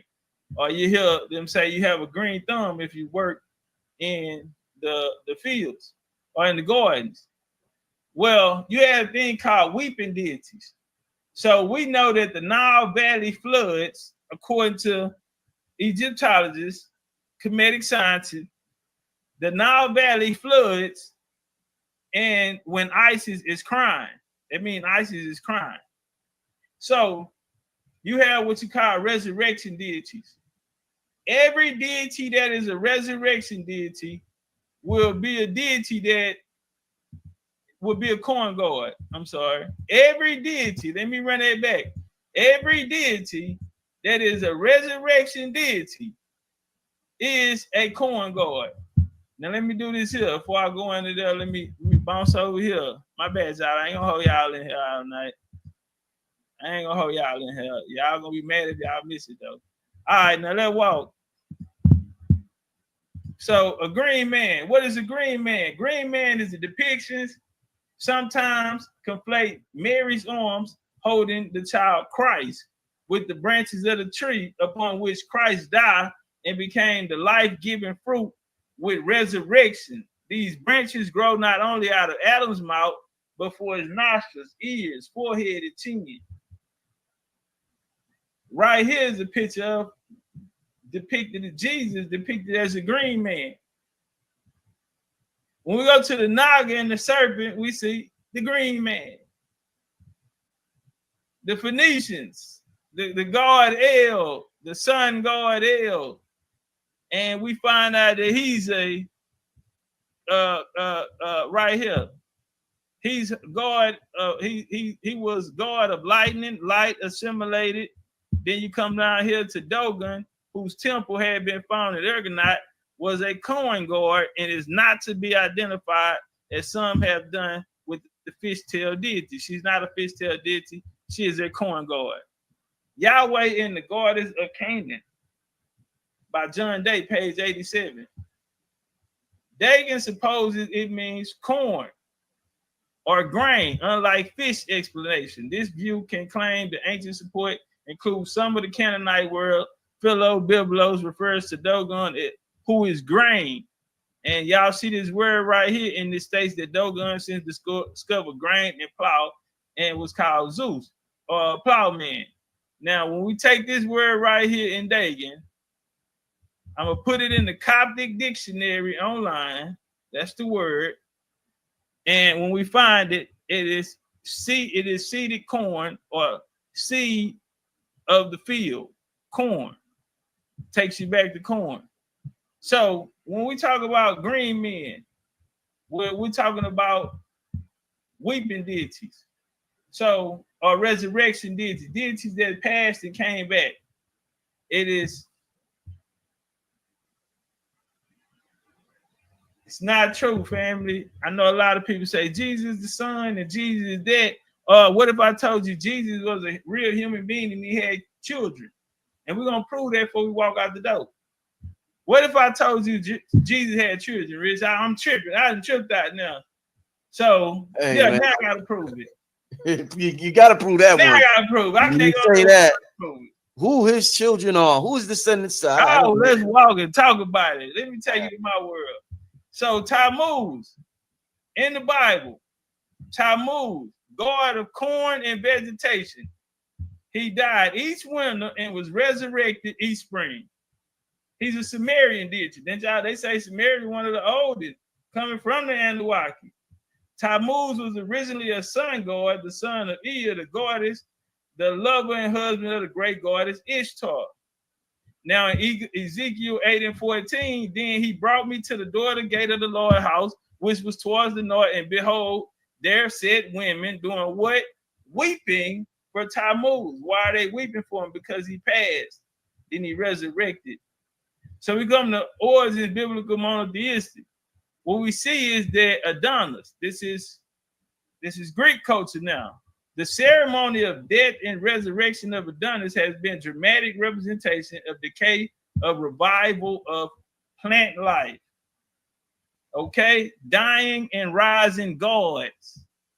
Now, apparently there have been rites being more widely and celebrated in the lands which border the Eastern Mediterranean. Names of Osiris, Tammuz, Adonis, Addis, the people of Egypt, Western Asia, represented the yearly decay of revival of life, especially vegetable life, which they personified as a god who annually did what? Died and rose again from the dead. And the name and detail in the rites vary from place to place. So it's the same story, but the names and the details, they vary from place to place. Because it's a story about somebody else that has been packaged up into religion and given to others that in these colonies that were overran by these people of higher civilization. The deities were thought to be the incarnation spirit of fertility, or more specifically, the spirit, particular crop such as corn, referring specifically to Adonis, Fraser Rice. Now, right here, that's Osiris, the biggest and the baddest. So, Osiris also himself was a green man. Osiris was one of the first green men. He was also the god of vegetation. When Osiris ruled over Egypt land, the people were engaged in what? Cannibalism. This is why this is the most important thing. Because you have hunter-gatherers. You don't have a way to build civilization because people can't stay in one spot long enough to build a civilization because they're following herds and animals to find food. So now we get the science of agriculture. We can sit in one spot long enough to build up a civilization. That makes sense to you, Brother Rich? Yeah, definitely, definitely. And this is the importance of agriculture. So Osiris helped them to evolve beyond cannibalism and learn farming skills.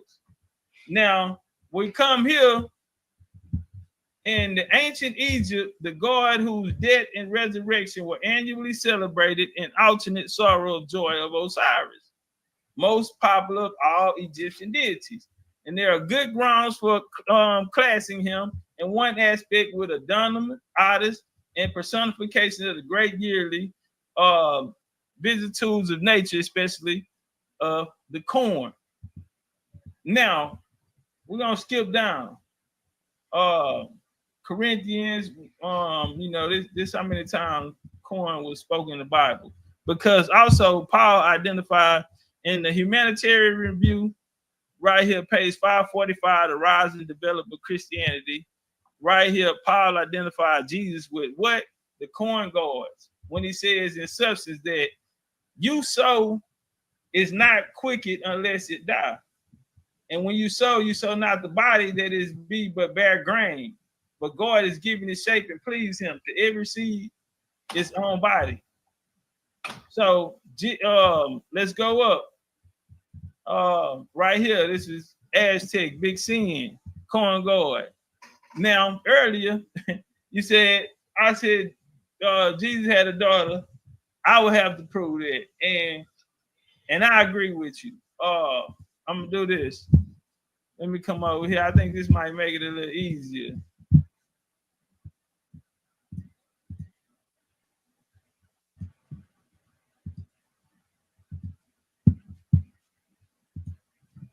Black Madonna comes from our set. They say that the Virgin Mary was stolen from our set, which is not true. It's actually coming from a lady called Topcatz. Topcatz got to America. He worshipped this deity called Lady Guadalupe. Lady Guadalupe is a Black Madonna. A guy named Juan Diego was said to be on his way to go worship Topcatz. He got a sign in the sky. He went back and told the bride, and they told him to build a place here on December 12th. They celebrate this all over Mexico. In August, they celebrate Black Jesus. Now, they pack a Black Jesus statue through the streets of Mexico. They don't even add this on TV.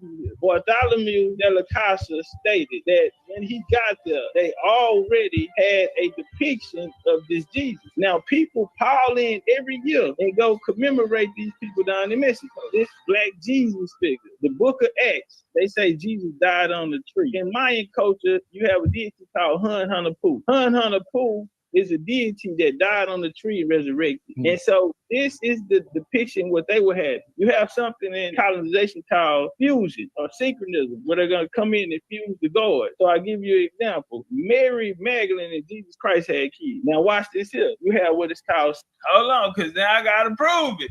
Saint Kali. This is going to be the daughter of Mary and Jesus. Now, this is the Black Madonna that they worship. And Jesus and Mary Magdalene had Sarah La Kali, known as Saint Sarah, okay, which is patronized in Christianity. And they worship her every year in France near a place called Sainte-Marie de la Mort. And that's in southern France. And this has been going on for ages. So when they ask the question, is the Virgin Mary stealing from our set? No, this is deeper than that. We're talking about bloodlines of the God. Now, I want to go deeper because Mary Magdalene had a mama. Her mother's name is Saint Anne the Ray.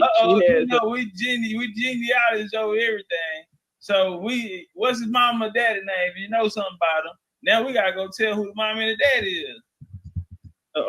Church, Saint Anne the Ray friend, every year they come out and venerate her. Even the Pope. The Pope is not in Egypt. The Pope is not in all of these other places that it's in. The Pope is not in Africa. The Pope is in South France and the Pope is in Mexico. Hold on, because I'm going to walk you all the way back to Mexico. Okay. This is not an Osset or Egypt or nothing. It's deeper than rap. And she has a mother. Her mother's name is Saint Anne, which is the mother of the Virgin Mary. And she's also a Black Madonna. They're going to be considered weeping deities. So like we have Osiris. Osiris died I said wept for him. Remember in the Bible, they're weeping for Tammuz. All of these Virgin Mary are weeping gods, which is symbolizing agriculture. So the death and the rebirth is the harvest. And so that's why they say when the Nile flood, they say that our city's crying, because when it's harvest season, they're going to have crops in abundance. So it's a deeper meaning to it. So when we go down into Mexico, where it's coming from, it's all centered around the agriculture is corn, because that is what kept all these civilizations in one spot long enough to build a pyramid or a civilization. Otherwise, they would have been chasing pyramids. Now, this is how we know that this story in the Bible is actually talking about in a minute. All right, well, let's deal with the astrology part of it. Now, it's because it's going to all come back and stem from the bloodlines of the gods. Saint Anne, which would be Mary Magdalene's mother, she would be fused with a god called Toki. She's going to be the fuse. So instead of Toki, when the Spanish got here, instead of using the indigenous god, they made a deal and fused the god. Now, right here, this is Tanasi. In the book of Revelations 12:1, it's going to describe her to the T, and it's going to say why she's weeping. So if you look closer on that picture, you notice she has a belt. She's holding two babies, and she has a belt around her waist. That's called an Aztec maternal belt. That shows she's a virgin. When you're looking at the Black Madonnas, they're usually weeping, crying, because they are the crushers of the serpent. So these serpent gods back to Samaria and getting these gods who was destroyed by these people because of their evil. When they destroyed them, her descendants are going to be persecuted or attacked by the serpent deity. This is what the story is all about. So if you look it up, it's called The Woman in the Dragon. She's known as the crusher of the dragon. And there appeared a great wonder in heaven, a woman clothed with the sun and the moon under her feet, and upon her head the crown of 12. A child traveled in birth pain and to be delivered. And there appeared a wonder in heaven, and behold, a red dragon. Keep that in mind. A red dragon having 7 heads. She brought forth a man-child who was to rule all nations with the rod iron, and her child was caught up unto God and to his throne. The woman fled in the wilderness. Long story short, the dragon tried to get it out. But when we come down, they say the serpent was cast out the mouth of the water as the flood after the woman that might have caused her to be carried away by the flood. And the earth helped the woman. And the earth opened her mouth and swallowed up the flood, and the dragon cast out of his mouth. Now, story about Turtle Island is the world was crushing in the turtle shell. The turtle lifted it back up. Yeah, that sounds like anyway. Watch this here. The dragon wrought with the woman and went to make war with the remnants of her seed. So this is why she's weeping, because she knows that she's crushed the creator God. She stands in front of the sun. The sun is behind her because she is greater than the sun God is. Her descendants will be persecuted for this. And so she is weeping. Astrology. So the form is that she wore the stars on her. Like when AD first put it up, he said Virgo. Watch this here. She was a virgin and the queen of the heavens. The Virgo rests over her womb and the northern crown upon her head. She appeared on December the 12th, 1531, from the stars, that she wore the constellation of the stars and appeared in the sky. This depiction is really metaphorical of a star alignment that happened on December the 12th that the Mayans were mindful of. I got one more for you. Yeah. So this is right here, Chico, okay? And this is gonna be the 7th snake. Remember they said a dragon? This is right here. And she's depicted as red. She's a red deity, but she's the 7th snake. And so that's why they have all these weeping deities. And the weeping deities, they say April showers bring May flowers. So that's centered around agriculture and understanding alignment, when the harvest, when to put your crops down, when to pick your up. And I'm gonna end it on this part. Deuteronomy 76. Lord thy God has chosen thee to be a special people upon him and above all people upon the face of the earth. Now, the people in America, when the Spanish met them, they called them Los Gentes Indios, meaning the people of God. So we just took you through there and showed you that the person that they talking about in the Bible is right there, is the Mexican deity. We show you around the world these deities that was fused in with the gods here. Los Gentes Indios, the people of God, man. America is older civilization. Oh, you good? Hey, y'all look at my cover of my book, Bloodlines of the Gods in America. This is it right here. This why I took a picture. Yeah. This the cover of the book. Yeah, that's the back cover of it.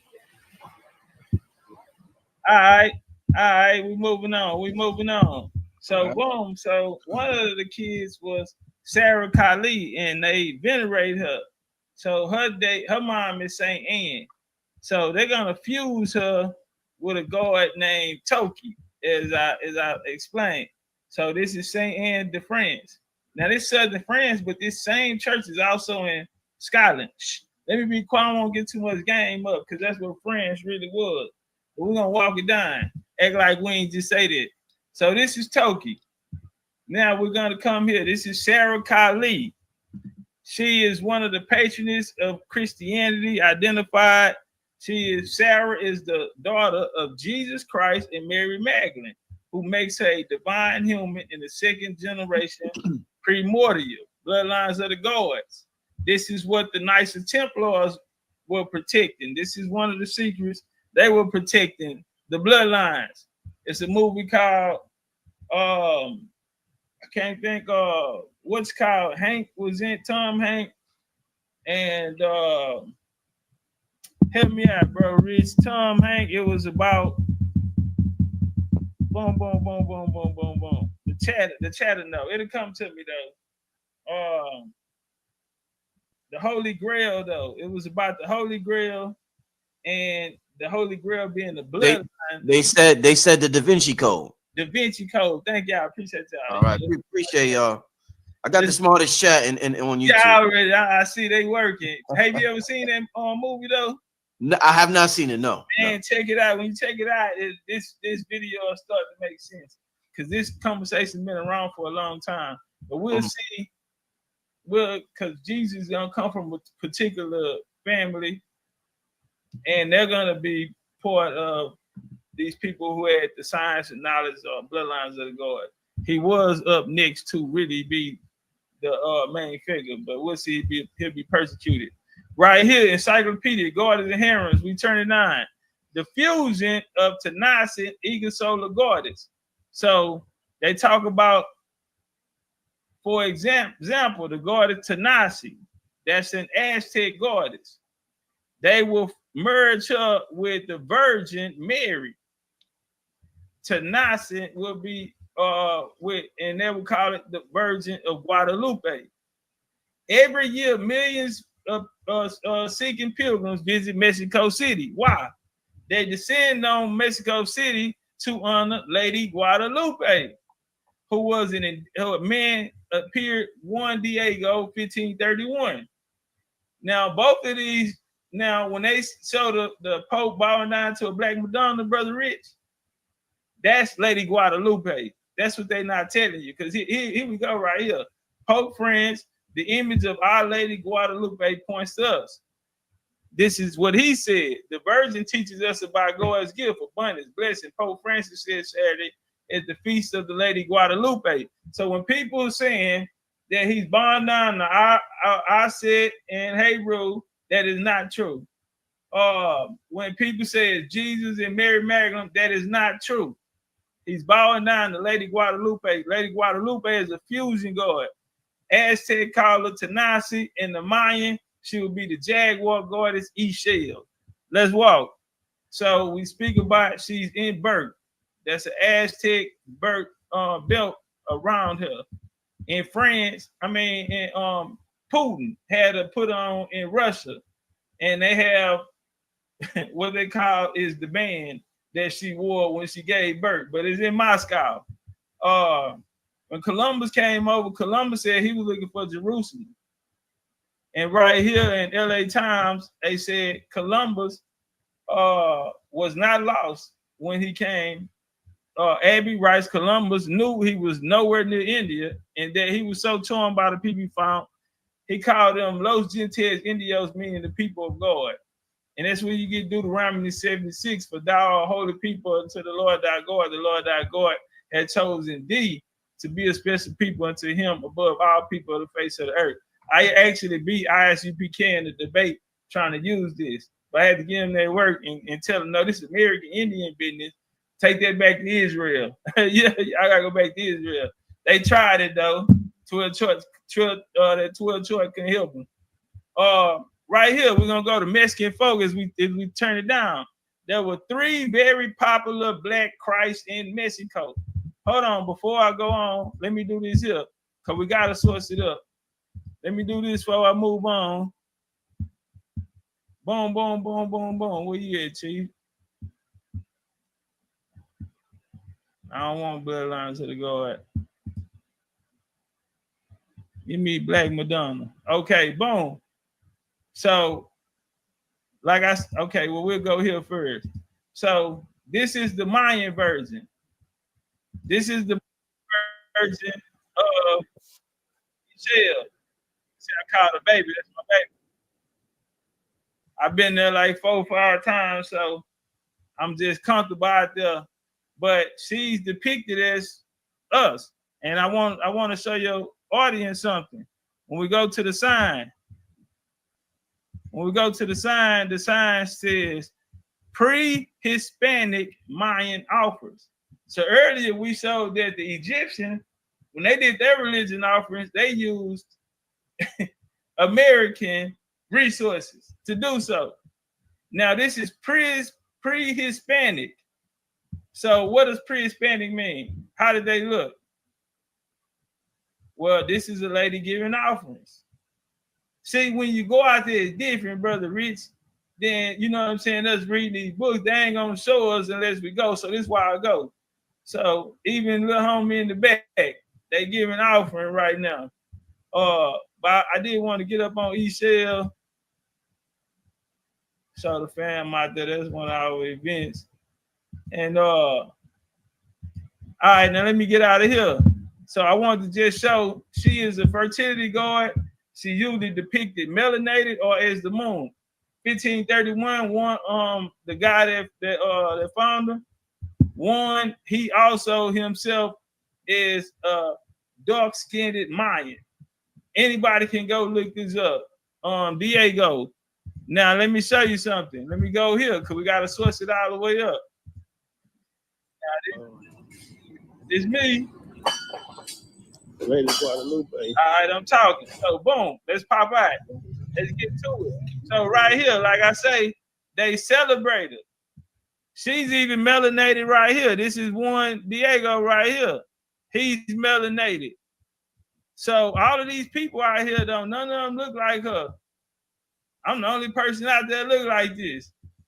But I come, when nobody tripping though, they all kneeling down to this woman right here. This is, and you see, she have the serpent, she have the moon under her feet. The sun is behind her because she's greater than all of the sun gods.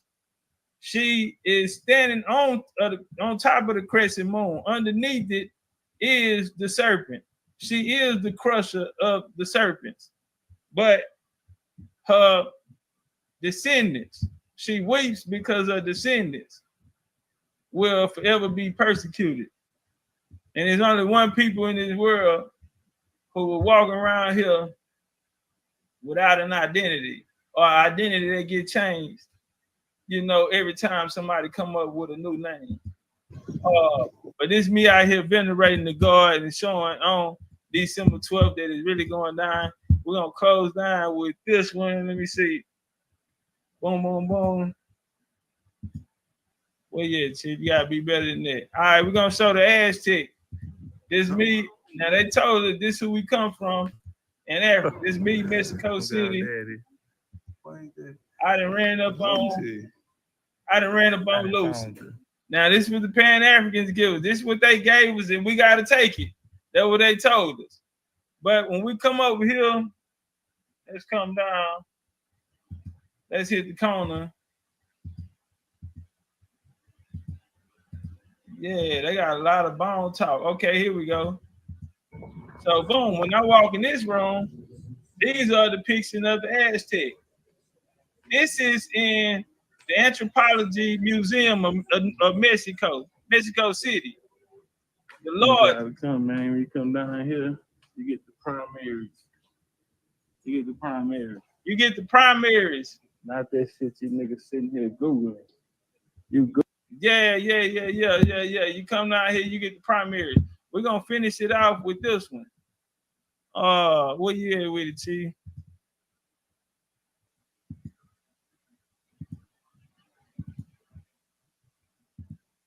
Hey, y'all get the likes up out there. Appreciate y'all. We almost done. I'm wrapping it up right now.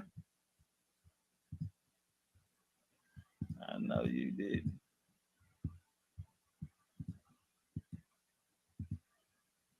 Boy, that's cold. All right, I'm just slide. Okay, all right, let's walk.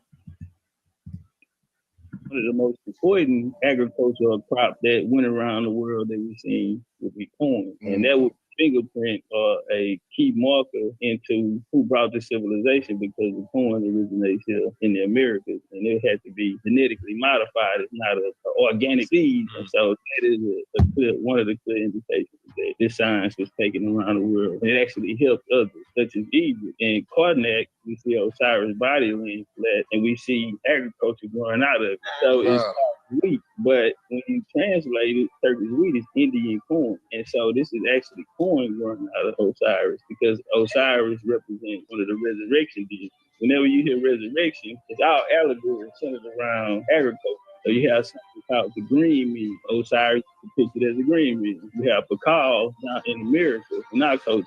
If you look at any of the 4 civilized tribes in the Southeast, they origin story of venerating corn deities. The same as when we go into the Mayan culture. The same as we see with Osiris doing the corn deities. In the Brooklyn Museum, you have something called corn mummy. Now we have all these. Hey, Brother Rich, you ever been to the Brooklyn Museum? One time I have. One time. Next time you go, ask them to show you the corn mummy. Okay. Osiris is actually in the Brooklyn Museum, and I want to know why a lot of these Pan-African comedic scientists, people who take trips there, don't never take the people to see the corn mummy Osiris. Scholars who like to take people on tours for years through the Brooklyn Museum, but they always, for some reason, pass up the corn mummy, because the corn mummy is the veneration of Osiris. Osiris was really a corn deity centered around agriculture, and that was one of the key pointers that Egypt was actually a colony of ancient trade. And another science that everyone was accustomed to was seafaring. Seafaring was very, very important. Everyone didn't have that intelligence, hence why we have theories such as the out of Africa theory, in which the people are walking. Africans didn't have the technology to sail. How do we know that? If we don't see any African colonies around the world. But we will see Greece colonies, we'll see Roman colonies. We don't see Egyptian colonies, because Egyptians wasn't seafaring people. They actually hired out their naval bases. They hired out their army. A lot of their great. And if any one of them got something to say, that's why we know who attacked Ramses. Why y'all keep trying to call them the Hyksos or the Sea People? We know exactly who they are. These are people who had colonies from the Americas. When their colonies failed, they ran in. Ramesses the second and the third, they were buying mercenaries to fight their wars or be their naval base. When these people colonies failed, these are the people that ran in there. They have depictions of them on Karnak, and they're wearing feathered headdresses on the top of their head. But let's walk. Was things that they bought out of trade and people bringing in. And this is a science that the Americans had already for seafaring. The seafaring expeditions come from here. Let's deal with Hatshepsut. Hatshepsut said that her people come from a land of plant. They didn't originate in Egypt. We also find in Hatshepsut that she sent expeditions out that took 3 years. We find in Ramesses' temple pineapple. We find corn. The mummies have cocaine in, indicating that they are having trade from America, but Egypt is not a seafaring people. We Amazon prime. That was something that was real key. Also, when we go into the gods of Egypt, and I think this is the most crucial point, because when we look into their deities, their most ancient deities, we'll take Khnum. Khnum is the big head ram. The ram originated in America. You have the Los Angeles Peregrine falcon with the behord. You have the Atlanta falcon. The Southeast tribes venerated the Peregrine falcon. When they excavated the mounds, they found motifs of what they call today the Eye of Horus. You'll take another one, the Cholo dog, which would be one of their most ancient deities. Cholo dog is only found in Mexico. They told us it was a jackal. These are Egypt's most prominent deities. And we see that the effigies that they're using are indigenous to the Americas. Another indication that the science is traveling from one place and being brought to Egypt. All right, my last one right here. I'm going to end it on this. Goddamn, you said that 5 slides ago. I got you. I got you. So we're gonna go here. There are 3 very popular Black Christs in Mexico, one in Guatemala, and other places. But Bartholomew de la Casa said he told the Roman emperors his victors are small scale and atrocities he witnessed. Still in his years in the West Indies, Guatemala and Mexico left their mark.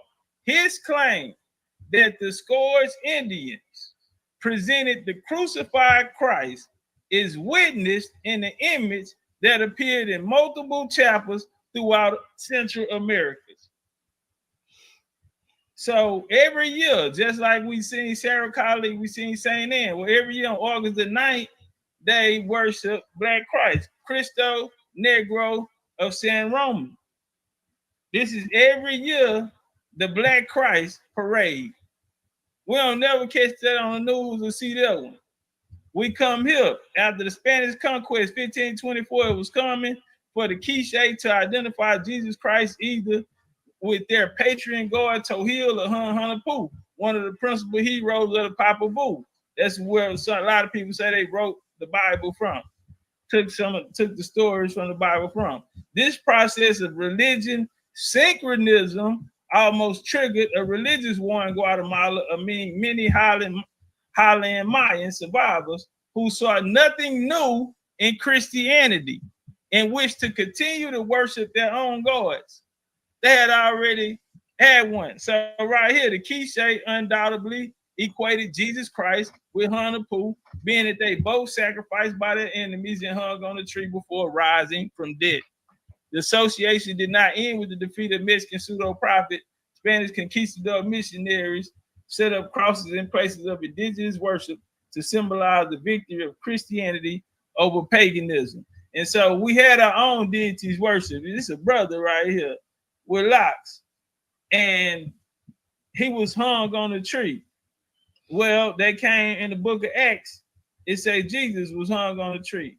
This is Cristo Negro of St. Roman. Last one for sure, 30 seconds, Rich. I just want to show this. I want a primary. I want what Black Jesus is. This is a primary. So this is me in Mexico. I can't be putting out that information and I can't go.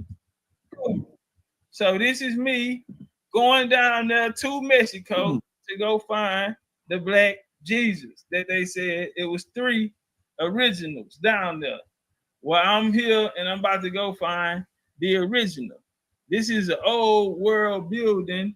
They say when the Spanish got here, they tore it down and used the same material to build it back up. Ain't that something? My grandma, I'm from the South. My grandma said, scratch a lie and find a thief. So right here, boom. You see that, bro, Rich? Yeah. I had to go get it. I had to go get it and come back with it. That's one of the 3 originals. Bloodlines of the Gods by legendary Big Chief Topcatz. Wow. Woo. Man, everybody, we gotta watch this one again. The information overload, man. I only had 2 days, man. I ain't gonna lie, I only start putting it together probably like noon, 12:30. Man, oh man, brother. If I would have had 2-3 days, I would have done better. What a presentation, man. What a presentation. And all of us feel a certain way right now, Chief, right? Oh man, come on. No, serious. No, check this out. All of us feel a certain way. All of us, the whole chat. There's over 2,200 people watching this right now. Okay, I don't never watch chat. We're all electrified. This goes beyond tonight's show. Let me tell y'all something. This is some real shit. Now I got to share something with y'all. The legendary Big Chief Topcatz is going to be in Georgia, Stone Mountain, Georgia, June 28th. How about 19 Keys, Billy Carson, and a whole lot of other brothers and sisters. Yeah, Miss Blue will be there. Who else? Blue Pill. We got the twins. B-Dell will be there. Uh-huh. We're mobbing. We're not just gonna listen. Hold on, let's get we hear about all this. Us going to these mounds and mountains, and we doing this, and I'm bringing the tobacco. We got the cigars. Radiohead got the cigars. I'm bringing the tobacco. The tobacco chief is back in town. Turn on one time. The tobacco chief. Yo, June 28th. Yeah. When we get at Stone Mountain sunrise, it'll probably be about if you know we're gonna beat the sun up there. It'll probably be about 6 in the morning. Yeah. I'm gonna have an updated flight. I gotta check this app and see exactly when the sunrise. Right. And we'll probably meet on Stone Mountain at about 6 in the morning. I'm gonna have the exact address for everybody real soon. But June 28th, let me say this one more time. Yeah, the legendary Big Chief Topcatz. We bringing this information to Stone Mountain. Yeah. They call it Crystal Mountain. You talk about rituals? You talk about magic? Yeah. Come on, energy vortex. I haven't seen nothing yet. This is going to be the biggest demonstration of melanin dominant folks on Stone Mountain that we have seen in years. So make sure y'all there, family. Who else going to be there? Damn, I'm calling out all the American Indians, all my Aboriginal brothers. Pop by. Let them know the event is also free. Yeah, it's a free event. This is something. Now listen. You ain't got to pay to go to this. I don't know what else can I do? You ain't got to pay to go to this one. You get quality. Usually you get what you pay for, and if it's free, it ain't no quality in it. But you get quality. Can you tell them some of them names on that list again? Because he ain't even named Sharif Bey. He ain't even named the other brothers, you know. Sharif Bey will be there. Vicky Dillard. I'm sorry, remember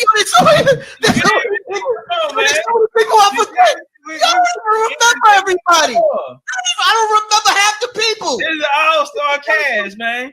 I don't even remember half. It's the best of the best. The list is this long. Yeah.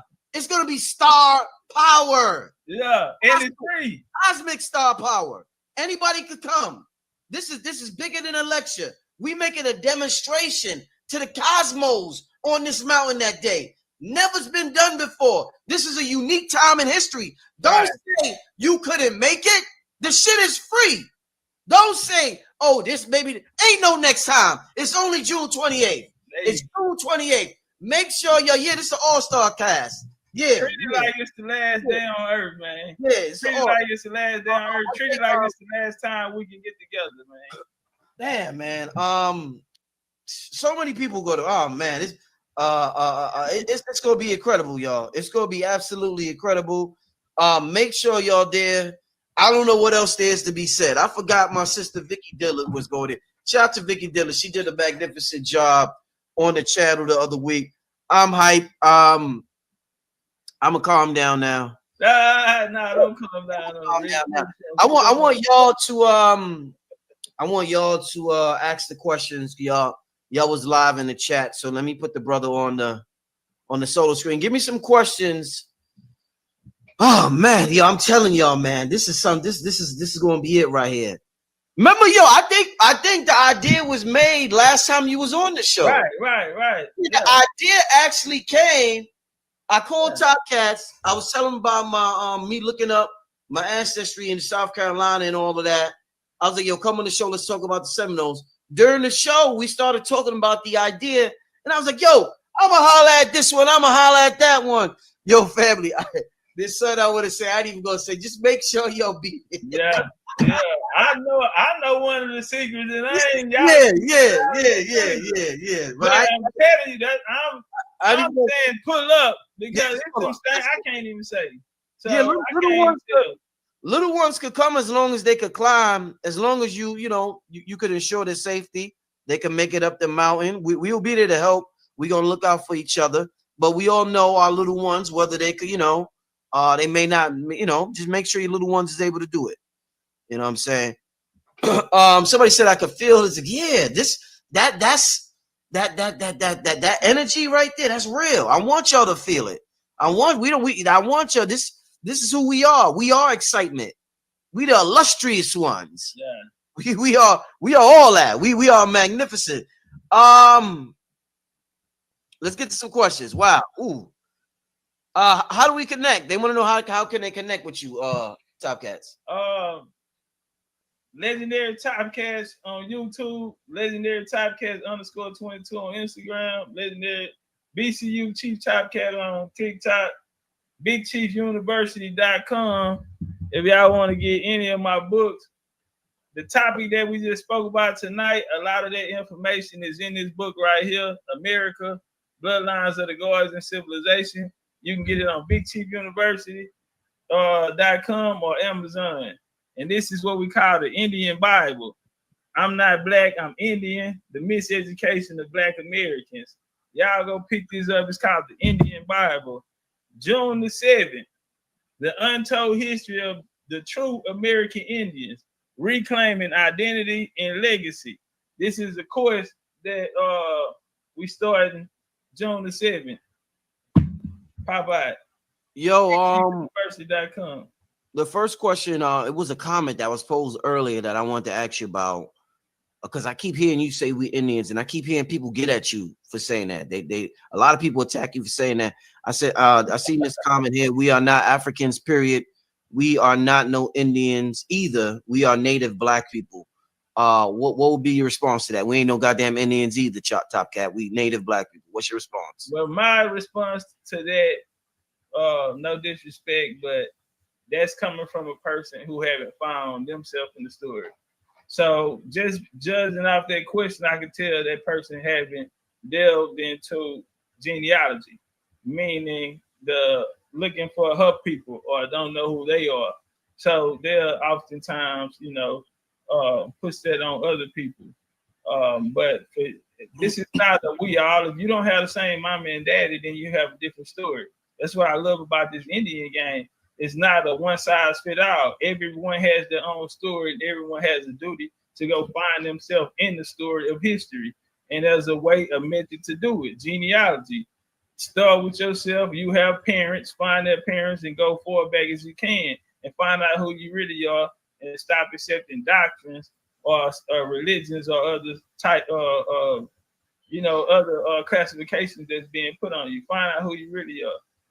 Mm. Another thing, family, about the weekend, a lot of people ask me about the Stone Mountain trip. We'll coordinate some activities around the mountain climb, because I know people will be there for a day or two. They might want to check out some other spots or do something else. So we'll figure something else out for the people who may want to check out a store or get to see the speaker somewhere else. We'll figure something out. I'll let y'all know about the activities surrounding that weekend. That weekend just might end up being a huge celebration, so I'll let y'all know as, the ideas that come to me, the channels come to me as, it get closer. And as soon as I get the download, I'll let y'all know. And I'll talk to the brothers and sisters who's going also. And we'll figure this thing out. But yeah, June 28th. Let's get to let's get to the next question. Brother King Simon, shout out to King Simon. I got his books. I learned numerology from King Simon, and but King Simon asked where the word Indian come from. Well, as we just read, Columbus wasn't lost, and he knew exactly where he was going to. So, if Columbus wasn't lost, and he knew where he was going to, then the whole story of Columbus thinking he lost in India and called the people Indians is false. If you look it up, Brother King Simon, it's a Middle English word.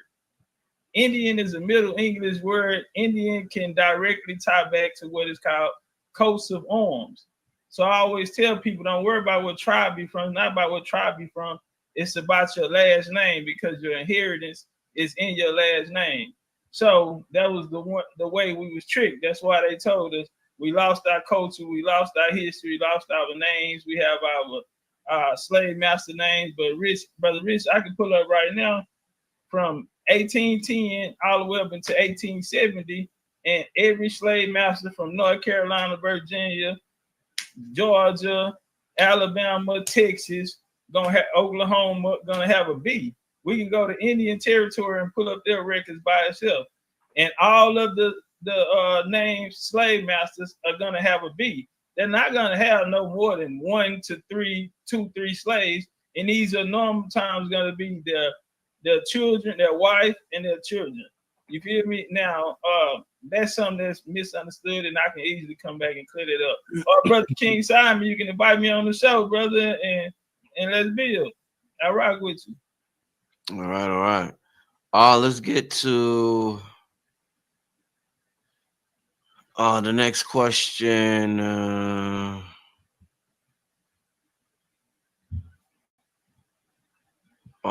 Can Chief give background on the Chucalisi Indians of Memphis, murder capital of America? Well, I say Tennessee was one of the #1 ports. Memphis was one of the #1 ports in the old world. Coming up to especially for trade through the Mississippi. And Mississippi had different nations there. My nation, the Cusada. You had the Cusada River there. When you're looking in the maps in the 1700s, you find us there. We bumped heads with the Westo Indians and pushed back down into Alabama, from Alabama to Louisiana to Texas, where I reside. And my family was chiefs of that tribe, and end up, and I can say, But to answer that question, you had Chickasaw. You had some Choctaw in that area, but now I haven't heard of the Chucalissa. But that could be maybe a stock of Chickasaw, because that's who went Orange Mound and those places like that. Yeah, that was Chickasaw stumping territories. Yeah. Another way too is to look at the schools in your area and see what their mascots are. And a lot of the times that'll let you know. Sometimes they're named after it, or the rivers, or streams in y'all states, country, in the country, counties. They're usually named after the indigenous people there. All right. Kareem Ward Jackson. Hold on. Kareem Jackson, how long is the hike and what is the terrain like on Stone Mountain? The actual hike, we usually get up the mountain in about, I would say about 20 minutes. I would say we get up the mountain in about 20 minutes. It's granite. Just bring like a good pair of sneakers or boots, a good pair of sneakers or boots, you'd be good. It's not hard. What's dope? The last time we went, actually, when we got to the top of the mountain, we had everybody who was over 70 come up and give their names, and we applauded them. We gave them a hand, because we have sisters and brothers who's over 70 who makes the climb. So that's real. I would love to be over 70, still climbing Stone Mountain. So shout out to everybody who was over 70 who made the climb last time. I will never forget that, and that's something that's a goal of mine, to be over 70 still doing things like that. So shout out to y'all. Love all the elders who made it there. But yeah, it's about a 20-minute hike going up, 20 minutes coming back down, and just have a good pair of sneakers, a good grip, or a good pair of boots on, and you'll be good, Kareem. All right. Somebody said, my bad. Somebody from Memphis, Tree, she said that's a Choctaw word, so that'll be a branch of the Choctaw Indians. All right, this individual is asking, was following NOI Israelite Pan-African Nubian doctrines a mistake from Americans? Well, I can't say it's a mistake. We all have a journey. So just because you started off there, where you started don't mean where you finish it. So you can go through these different schools of thought, and as long as you find your way home. And when you find where you are in the story, wherever it takes you, meaning you can connect yourself through your bloodline. You can identify the people. You know who your 5th great grandma, 10th great grandma. You know who your family was. You understand y'all migration. You know if y'all were landowners. You know what wars or contributions that y'all made to this place that we live in today. So yeah, those are the things that I'll be more important with. I wouldn't fault anyone for starting. Because you really start at home, and then we you know, this is brought to us. But I wouldn't knock no one, you know, for their journey. We all have our journey, you know. They want to know, why are the pyramids in Egypt of higher quality than those in Americas? Well, obviously they've never been to the pyramids in the Americas. Do y'all need some footage? I don't want, you know, do I have to show some footage of the Pyramid of the Sun? You ever been to Teotihuacan, seen the Pyramid of the Sun? The Giza pyramids don't compare at all to the Pyramid of the Sun. Even their structures, they bent pyramids. You got the bent pyramids there. We ain't never bent the pyramid. Everything is to perfection. Everything, not one mistake. Egypt can't say that. As we seen, go back in my lecture, brother, we're gonna see when Egypt are making mistakes and then they're gonna be corrected by another people. Yeah, go back in the lecture. I spoke of that. Yeah, but always remember that Egypt bent the pyramid. We never been one. Indeed, indeed. Somebody wants to know, what was the language that was spoken pre-Hispanic? Well, Latin. They spoke, you got Latin American. Most of the language people are speaking today, especially on this side, they already spoken. So, yeah, if you're dealing with the largest Brazilian speaking people, largest Portuguese speakers are coming out of Brazil. The largest Spanish speakers are in Mexico City. They're not in these European places that they're saying these languages are coming from. When you're talking about English, my best friend from London, they don't qualify what we speak as English. I'm from the South. I don't talk like, somebody from the North might ask me what I just said. Somebody from the West Coast might tell me to run it back. But anybody coming out of the Southern, the Deep South, the South, Arkansas, Indian Territory, all the way down to Florida, Carolinas, we'll understand each other because we share a similar language. Just the dialect different. So you have what's called broken English. You have what's called you have broken English. You have Pig Latin. Go back to the Middle Ages. Indians spoke Pig Latin. So they always say we don't have no language. Now Swahili and all that, we know they made that up. They came through the Special Defense Act 1958, government funded. I can pull it up right now and tell you how much, who paid for it, how much paid for it, what schools got it. This was propaganda pushed on us. But when our people were around and we were speaking English, we didn't want nobody to understand what we were saying. We would speak something called Pig Latin. Type it up right now. Pig Latin go back to Middle English. It was always spoken by us. And it is a form of English.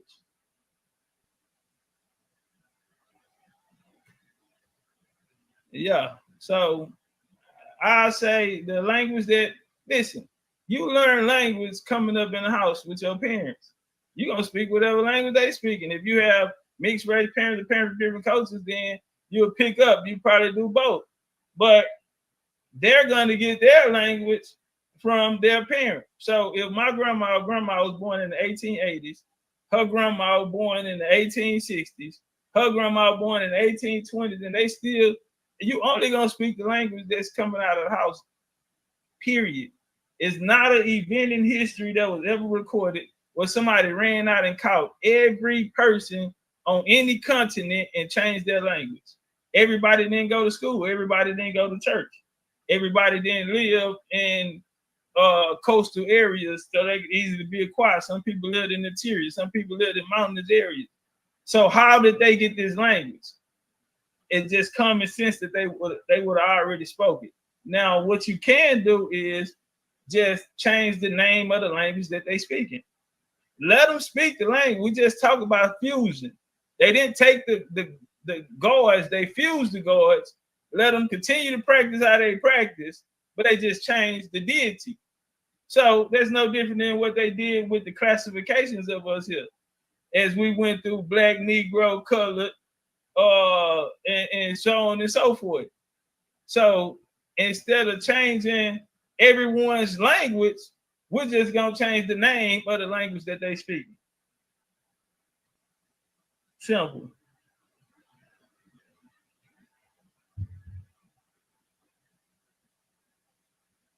Brother Simon says, why do y'all use Indian? Well, Indian is in the Constitution. All right. Indian is in the Constitution. The highest law of the land is the Constitution. What's higher than that? Treaty law. Who was treaty law signed with? Indians. There's a treaty out there called the 1866 Treaty. The 1866 Treaty came as a saying was on side of the 14th Amendment, birthright citizenship, the conversation that's up today. Now, in 1970, on the census, it was less than 1% Africans in the U.S. on the census.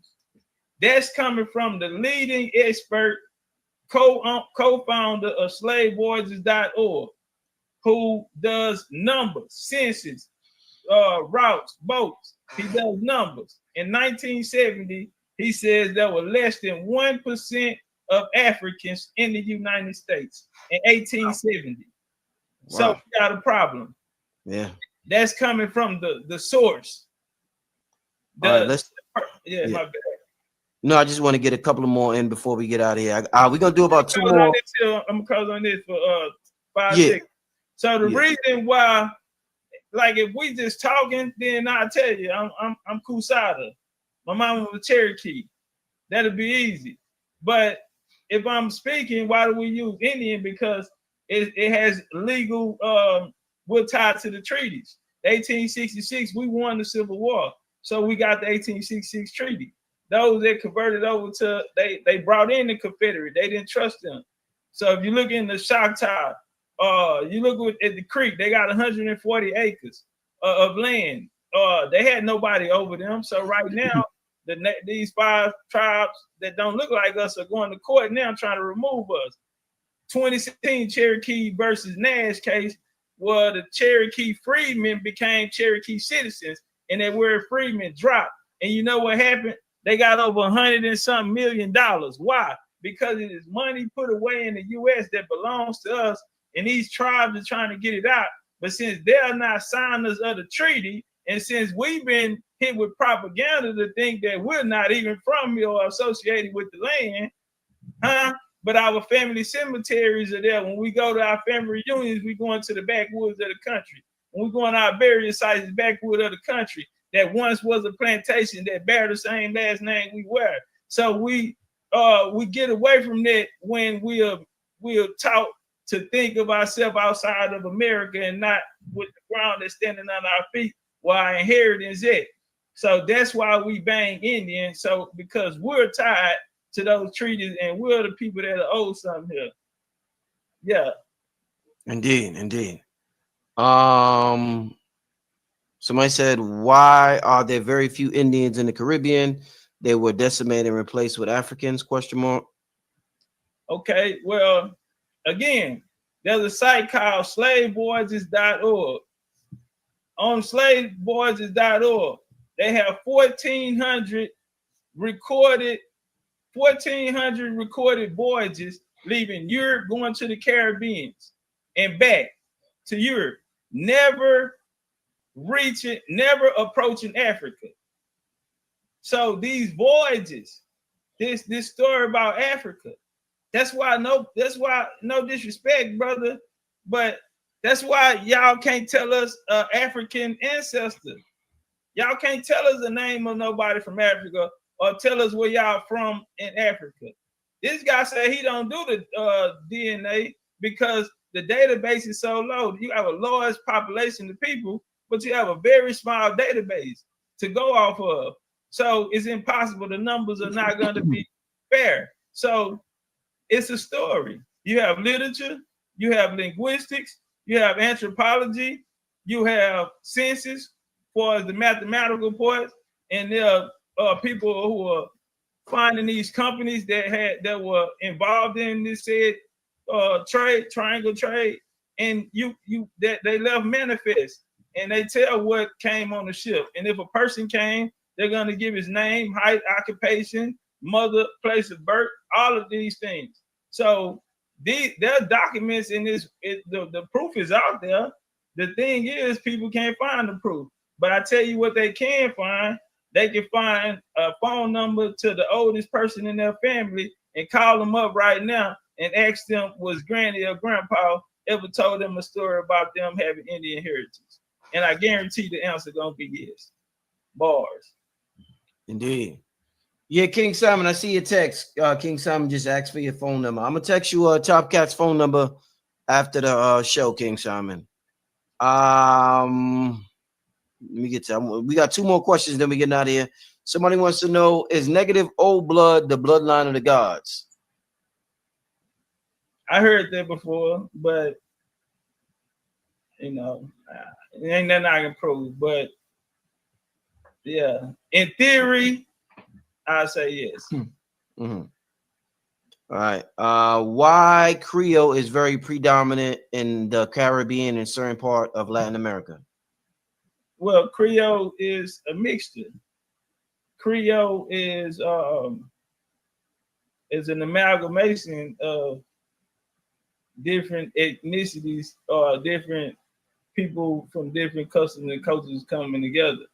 So we find Creole, even Creole languages, because you're gonna mix it. As we take Louisiana, New Orleans, for example, the Louisiana Creole people.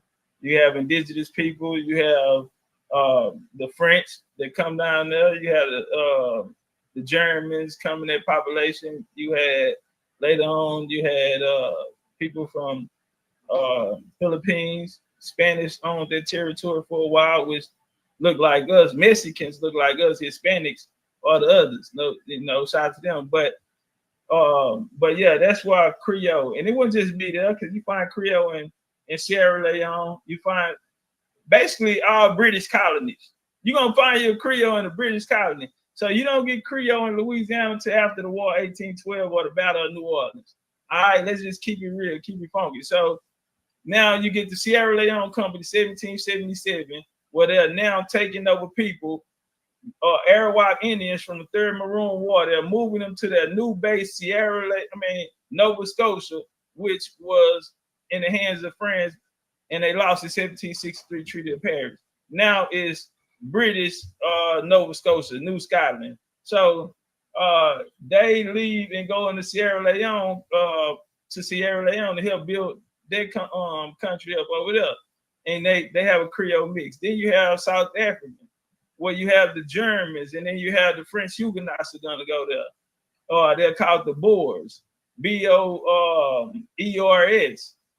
These are the Boers. We'll see them have a Boers War 1898. We'll see the Boers fight on side of Hitler in World War II, and we know that Elon Musk comes from that bloodline. Yes, sir. But that's how we'll find it. All right. Last question of the night, family. Were we indigenous before we were created, or after? Because after creation, universal law dictates that you submit to the will. What I would say to this is, shout out to the homie Libra King. I don't know you, you don't know me, so I'm not gonna put no we on it. You know what I'm saying? I'm gonna put a you and I. Now you and I are different because we have different parents, so we have different stories. It'd be impossible for me to tell your story. You the only one can tell your story, brother Libra. So what I want you to do, brother, if you don't mind, go back and ask your parents, you know, who they were. You feel me? Or find their names and start building the family tree. Because with the we, then you allow other people to have control over your destiny, you know, and you can easily be psychologically enslaved, you know, through doctrine. So find yourself in the story by building the family tree, brother Libra. And I'll say peace on that. One thing somebody did ask earlier, I just want to bring this up real quick. You said Christopher Columbus wasn't real? He never existed? What did you say? Yeah, that's what I said. Nah, Columbus wasn't real. Columbus is the story. Columbus is a character in the story that was created to, you know, for the propaganda of what actually took place in America. So Columbus, it tells us he was an Italian sailor who was funded by Isabel and Ferdinand, King and Queen of Spain, when they can't be no further from the truth. Now, did they have participation in it? Yes. But to be honest, Columbus was a raw bloodlines of the gods. So Columbus comes from Columbus' dad, because I told y'all this is genealogy. This is why I'm gonna stay on y'all about genealogy, because it's even gonna change researchers. So when you research, you gotta know something about the people you talking about. Columbus' name is Salvador Ferdinand Zarco, Zarco. He's a Portuguese stock. His dad is the brother of King Alfonso IV, who got the papal bull of 1452 to go into, for Portugal to go into West Africa, Sierra Leone region to fight off the Moors, as they had just defeated the Moors in Mauritania, Libya, and other areas that the Moors were holding. This 1450s.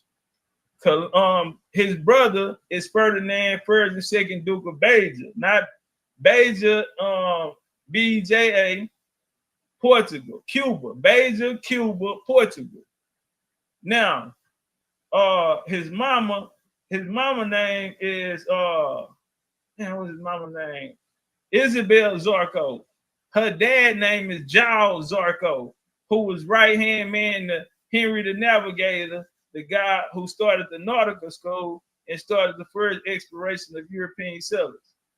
So Columbus come from a royal bloodline. Now the Alhambra decree came.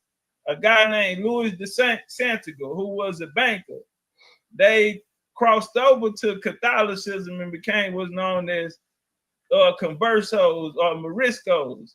Now you'll have an explosion in them. They'll leave. They needed to find a place to settle. That Louis de Santiago put up the money, and other Sephardic smile hats. See, they're called Sephardic smile hats, who did this, and they look like us. Christopher Columbus was known as a Moreno. Moreno is dark skinned. He was a dark skinned person. Salvador Ferdinand Zarco. Now he would be put in contact with another dark skinned person and sent to Ireland. He would go to Ireland. This is where Isabel and Ferdinand would help out, because they'll put him in contact because they didn't know how to sail or know the routes. So again, this is where seafaring and knowledge of the gods is going to come from. They sent them to people who knew how to sail. They took them on test runs, and the guy name is Patrick Maguire. Anybody listening, look up Patrick Maguire. Now, people talk about Luis Torres, the guy that supposedly spoke Hebrew or was a Moor, but he really was a Sephardim, and he converted over the day before they left out, and they end up going through the missions through the Caribbean islands. He will go to Cuba. You'll find him in Cuba in these places going to the island. They'll go to I-80. These same people will be put out of I-80 in 1680s under the Code of New York, because you can only worship Catholicism in that area. And since they looked at like the Spanish and the French and the indigenous people of that land, they got rid of everybody who wasn't banging Catholicism, and it was called the Black Codes, and that made the small hats leave, Sephardic small hats, who Columbus was actually a small hat. Salvador Ferdinand Zarco, bars. And I got a book on that too. So yeah, I'm gonna give you my PO box so you can send me them books, man. Yeah, for sure. I got you. There's three of them. This that one we talked about today. It's easy read. That was my first one. This is my baby. I'm Not Black. I gotta make sure I get you that. This the course right here. Untold History of True American Indians, Reclaiming Identity and Legacy. And these right here, my It Belong frames. You can get these off my shop, BigChiefUniversity.com. Egg Balloon mean Black Jaguar. Turn up. Let me see those again. Oh, yeah. You can get a pair of these too. I can send you a pair of these too. Yeah, those fly. Yeah. It like something that the pills are well. Yeah. Yeah. Red and blue. They like something that well. Man. Hey, Chief, man, it's gonna be dope seeing you on June 28th, man, at Stone Mountain. Man. For sure. And next time somebody tell you that what did they say? I'm pseudos. Oh no, you be capping. You be capping. They said you be capping. Oh, they said, man, I ain't never lost a debate. I'm probably one of the only people out here that can come and say it's $50 to get in the debate. Can you get somebody to pay that? A lot of these niggas can't get nobody to pay $50 to come see me. Because they know when I get on the court, I've been doing this since I was a rookie. I've been knocking them. So I done battled everybody. I done sat down with elders like Phil Valentine, elders of the Moors, and stood on my Indian business and looked real good. Yeah, I didn't call it a debate because I respected it. Now, out of respect, but I didn't sit with these elders. I just sat with the co-founder of slavevoyages.org, and I told him my side, how I see the slave trade going, and he agreed with me. He said that data needs to be inside the database. That information needs to be inside the database. And we was talking straight Indian history, domestic slave trade, and breaking it down. And he said that information needs to be in the database. Boy, so if I'm capping, why y'all can't go get nobody that can get in the ring? And it's nobody out there for me to fight no more. So now I'm just writing books. I'm bored. I didn't got bored, so now I'm just writing books. You're doing tours with Bro Rich. Yeah. He talking his shit, y'all. He is talking his shit. Man, they know I'm the best that ever did it, man. They know it. They know I'm coming. I ain't gonna be here that long. It ain't gonna take me that long, and I'm gone. Blink like miss me. Topcatz, leave your contact info before we get out of here. Legendary Topcatz on YouTube, Legendary Topcatz _22 on Instagram, BCU Chief Topcatz on TikTok, BigChiefUniversity.com. Go get Lexus that ain't on YouTube. Go to my website, BigChiefUniversity.com. We got books, merch, everything you need from cologne to t-shirts to cowboy hats to shades to frames to watches to all of that, man. Be out there June 28th. I'm going up. Yeah, no, we definitely are. One last thing, Topcatz. I'm gonna tell you, a lot of weirdos showed up in the chat tonight. They found out you was gonna be here, and I had some unusual weirdos in the chat tonight. So they be following you, brother. Man. They harass you. So I had to get rid of a lot of weirdos tonight, and I know they seen his name and they got excited. Can you put Legendary in front of it? Legendary Chief Topcatz. Put Legendary in front of it so they can know.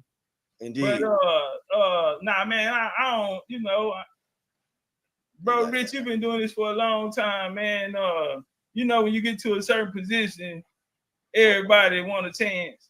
But I'm gonna tell you something about me. I didn't gave most of these people chances.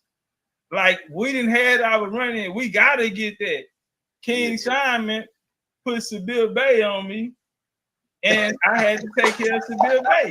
I cleaned him up. Yo, King, that's what you did? That was last about 3-4 days. Cleaned him up. King, that's what you did? On court advantage. I'm going to pull up on you. Say I'm coming to your show, and I'm going to beat you on your home court. Damn. I didn't know you was like that, King. Yeah. King Simon, you wrong for that, man. But shout out to Seville though, man. Seville gold jacket more, man. He gonna get a gold jacket when he comes. Shout out to he in the backyard though. Yeah. I'm gonna tell you, it'd be funny to me because I ain't even know because I'm more into the metaphysics I don't even know y'all be beefing like that. I don't be real beef with me. I'm an Indian. I'm this. I'll be laughing like, yo, y'all crazy, yo. Y'all be arguing like a motherfucker. But see, I don't do none of that, man. I'm gonna tell you something, bro. I don't argue no more because it's like I got 6 books. Y'all let me come in here in 4 years, have 6 books. I've done 15 group tours, 2 pyramid tours with groups of people. They done came and let me do hundreds of lectures. They done came and let me be the greatest debater. I'm just standing on this business and far as pushing the reparations and all of that FBA and all them niggas learned all that them brothers learned their American history from me. There's not no question about it. They got their game from me. So it's so many places. AB 3121, the reparations in California, whether it's gonna be race-based or it's gonna be race-based or you're gonna have to prove it, or it's gonna be what they call it, bloodline. Right. Yeah, they adopted that from me. Rest in peace, Dr. Deities. Shout out to the homie that created 40 Acres in the Tesla. He said the 2 most important people to the reparation movement is Dr. Deities and legendary Big Chief Topcatz. Bars. All right. Listen, gotta get out here. June 28th is going down. The legendary Chief Topcatz will be in the building amongst a whole lot of other people. I ain't gonna go through the whole list right now. I will have more information coming down the line. Yo, Topcatz, I'm gonna holler at you soon, my brother, with the update. All right. All right, for sure. All right. Good having you on here. I'm gonna see you soon, brother. Peace.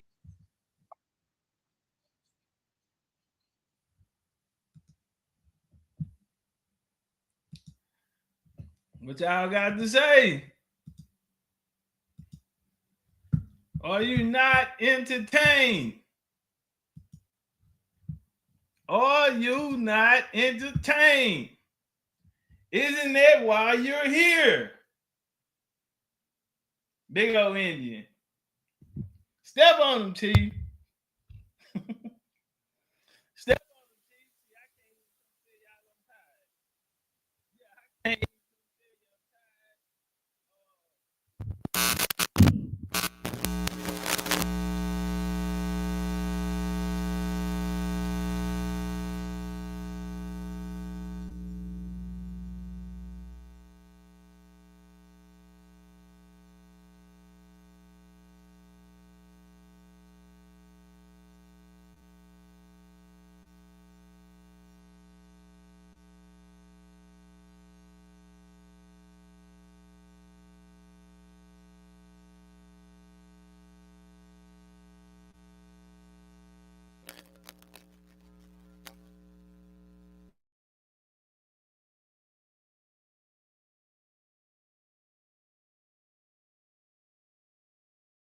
Mic check. We back on. Mic check. What we doing? Y'all can hit me. Drop a 1.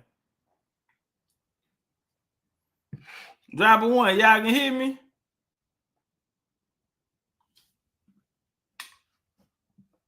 Okay. We back. Okay, so yeah. I don't know who talking about I be capping. My thing is tell them get in the ring.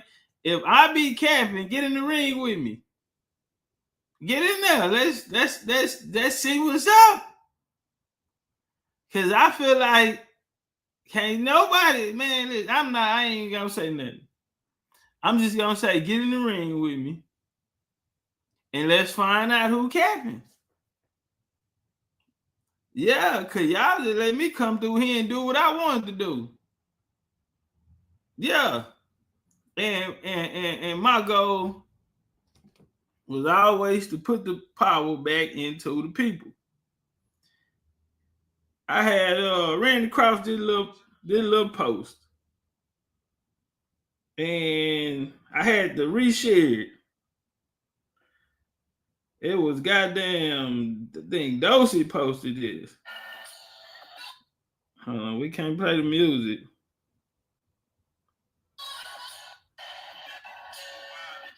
And can't pick up the phone and get their family to say the same thing that they're saying. The thing they're coming from and can't pick up the here in the game, and armchair scholars out here in the game, and it don't matter what denomination they coming from, they can't pick up the phone and get their family to say the same thing that they're saying.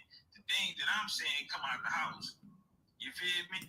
And that's why I never asked about no one to follow me, is because if my family gave me this here, they helped me, well, I'm going to give it to you how they gave it to me, because they didn't give it to me to have to keep coming back to them. They taught me how to fish, they taught me the importance of agriculture, and I brought it to the people the same way I got it, so they can empower themselves. So this is what you call putting the power back into the people, releasing them from the doctrines, and having to go to war for it.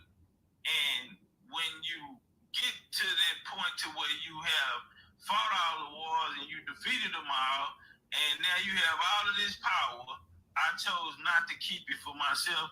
I chose to give it and put the power back into the people.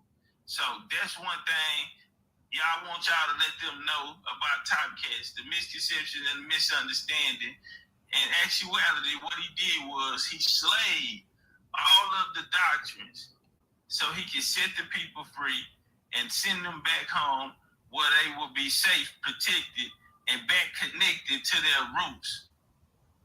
And that is the language of the gods, that's the message of the gods, and that's what I'm on assignment to do.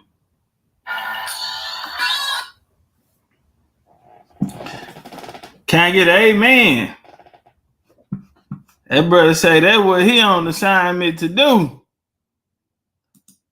That brother say that's what the ancestors sent him to do. Sound pretty motivated to me. Yeah, I would. Yeah, I wouldn't want to get in this way. Yeah, I want to stay on this good side. Bloodlines of the God. Deities, man. Y'all make sure y'all drop whatever y'all felt about it in the comments. Make sure y'all comment under the video what y'all thought about it. You feel me? I was going to open the chat, but I want to try something different. Y'all comment under there. I know people be getting on me because I don't be coming back, man. I be moving 1,000 miles an hour. I got a lot going on, trying to balance this shit out. A lot of things are happening fast. A lot of different opportunities coming. This shit happening fast. So I'm trying to stay grounded and take care of, everything I need to take care of. And that includes y'all motherfucking ass. You feel me? So every time we get on the court, we get out there on this battlefield, we're going to represent the Indian way. Yeah. So y'all drop it in the comments and let me know if I put on for the Indians, if I represented the Indians and our Aboriginal brothers that standing on American business. Yeah, if I represented us well, y'all leave it in the comments, man. I love y'all. That's my motherfucking time. D, legendary, big chief. Say I'm the biggest, the largest. I'm gone.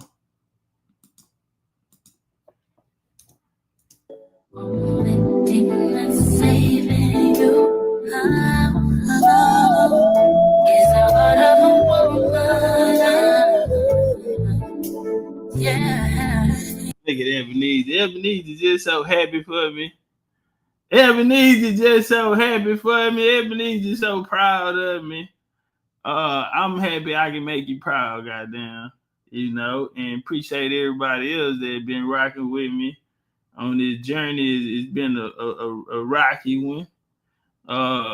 But a little turbulence, you feel me? But ain't nobody immune to the trials and tribulations of life.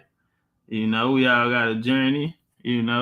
I'm following my purpose and trying to do the best I can. You did. The last thing in the world I want to do is let y'all down. So it didn't even give me a whole day to put that presentation together. And I started at noon. I started around 12 noon, picked it back up around maybe 3 or 4 o'clock, and was able to, put some information out, and hopefully left us in a good light. But appreciate everybody that was rocking out with me when ain't nobody knew my name or my game, and they believed in me. You feel me? And we ain't there yet. It's just getting started. But we got a long way to go. We got a lot of work left to be done. But as long as we got each other, y'all already know. We don't need no motherfucking body else. BCU gang it on bang. Indian gang it on bang. Or get bang bang. We gone.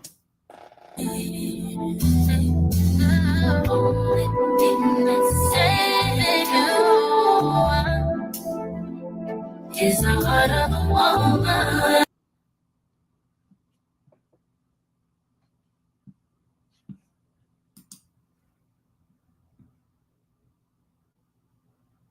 I know you didn't. I know you just didn't.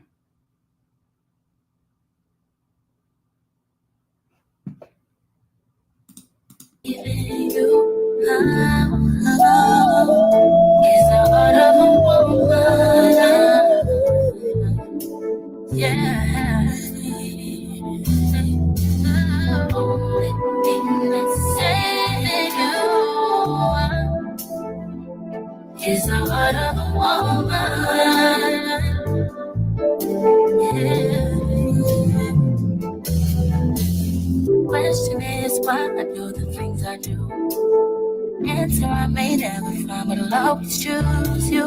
Wanna give up on you, but I know I can't.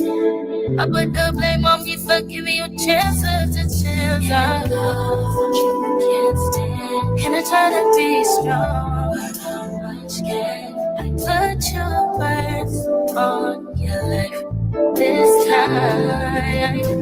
And I hope you ain't lying, 'cause only the thing that's saving you is the heart of a woman. I don't really wanna stay, I don't really wanna go, but I really need to know. Can we get it together? Get it together. Get it together. I don't really wanna go, I don't really wanna stay, but I really wanna. Can we get it together? Get it together. You don't know the pain that I feel. You've taken my love for granted, and you just wanna see it your way. Yeah, it's about that time. I'm gonna tell you what's on my mind. I'm fed up with you not being here with me. When you know love is all I need. I don't wanna stay, I really wanna stay. I don't want to go. I really need to know. Can we get it together? Can we get it? Bro, babe, what I know? I don't know. Hey. Don't want to stay. Hold on, I need a dance partner. Who gonna come out here and give me a fade? I need a dance partner. Where's she at? 5'5" thick in the thighs. Where's she at? You gotta be two something if you really want to do something. Yeah, I like a little pushing. I like a little cushion. Hey, whenever I'm pushing. I told her back that thing on up a little weight, don't bother me. You gotta be two something if you really want to do something. Who gonna meet me on this damn floor? Where she at? Get it together. Let's get it together, babe. Man, look at this. Time out, man. Look who the wind and blew in, man. Look who the wind and blew in, man. Goddamn 5-star general, man. The one, the only sharpshooter. Shrugs in the building, man. Bumped in California. What's up, nigga? Welcome home. We still out here holding the line. Nigga. I told y'all, and shit, we talk about Shrugs probably every week. He come up at least once a week, you know. Yeah. Ken, yeah, shrugged and pull up. Y'all see them niggas with them Jaguar logos? Y'all gotta watch them. Them real BCU niggas. I be telling them niggas come with them Jaguar coats on, them niggas there. Them niggas like knights. Them niggas like in a whole nother division. Them niggas like Knights of Templars type of shit. Yeah. VA 804, man. What up, though? Shout out to the big homie VA 804. Man, we got Shrug 2Gs in the building, man. Man, it's a brother. He got a name, Indian Gang Don't Bang. And I love for coming. I said, hey, homie, man, do me a favor, man. Man, that's my nigga Shrug shit. He ain't on the block right now, but he'll be back. You know what I'm saying? And I don't want you wearing his hat. You know what I'm talking about? Yeah, cause we all fam. But man, say, yeah, you can't have it. You can't have it, fam. Out of respect. You know, a 5-star general, a BCU nigga, a 5-star general in this shit. You know, out of respect, Indian Gang Don't Bang. Yeah, man. I know that's a nice name. That big got a ring to it, but that belongs to somebody very, very important over here. So yeah, you gotta get your rank up, and then one of these days, maybe you could be baby Indian Gang Don't Bang. Yeah. Maybe you could be Taney Indian Gang Don't Bang. You feel me? Maybe you could be infant Indian Gang Don't Bang. But yeah, man, we got the 5-star General Shrugs in the motherfucking building, man. The originator of Indian Gang Don't Bang, or get your ass bang bang. We gone. Confusion takes control. I hope we can start brand new, cause I don't wanna lose you. Oh no. Yeah, Shrug, maybe one day he'll get weight up. He can be baby Indian Gang Don't Bang. I'm willing to try and make you yeah. Hey, there you go. Turn up, man. I don't want to stay. Hey, did I get a dancing partner? Did I get a dancing partner?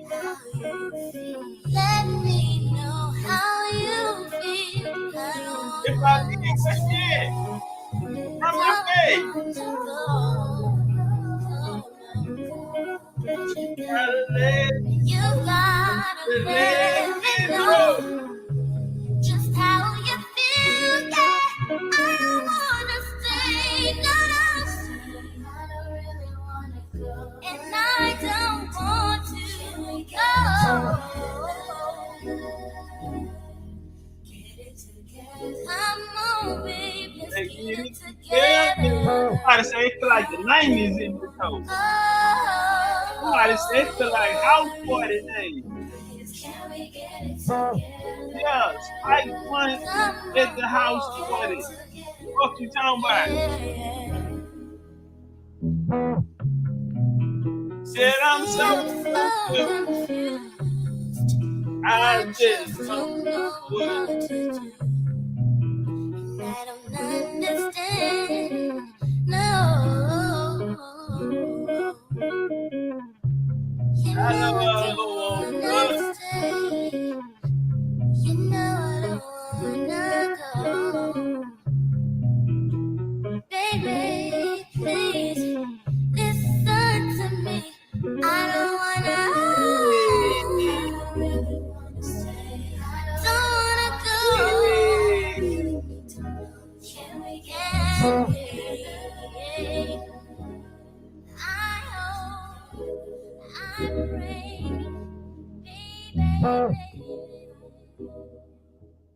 baby.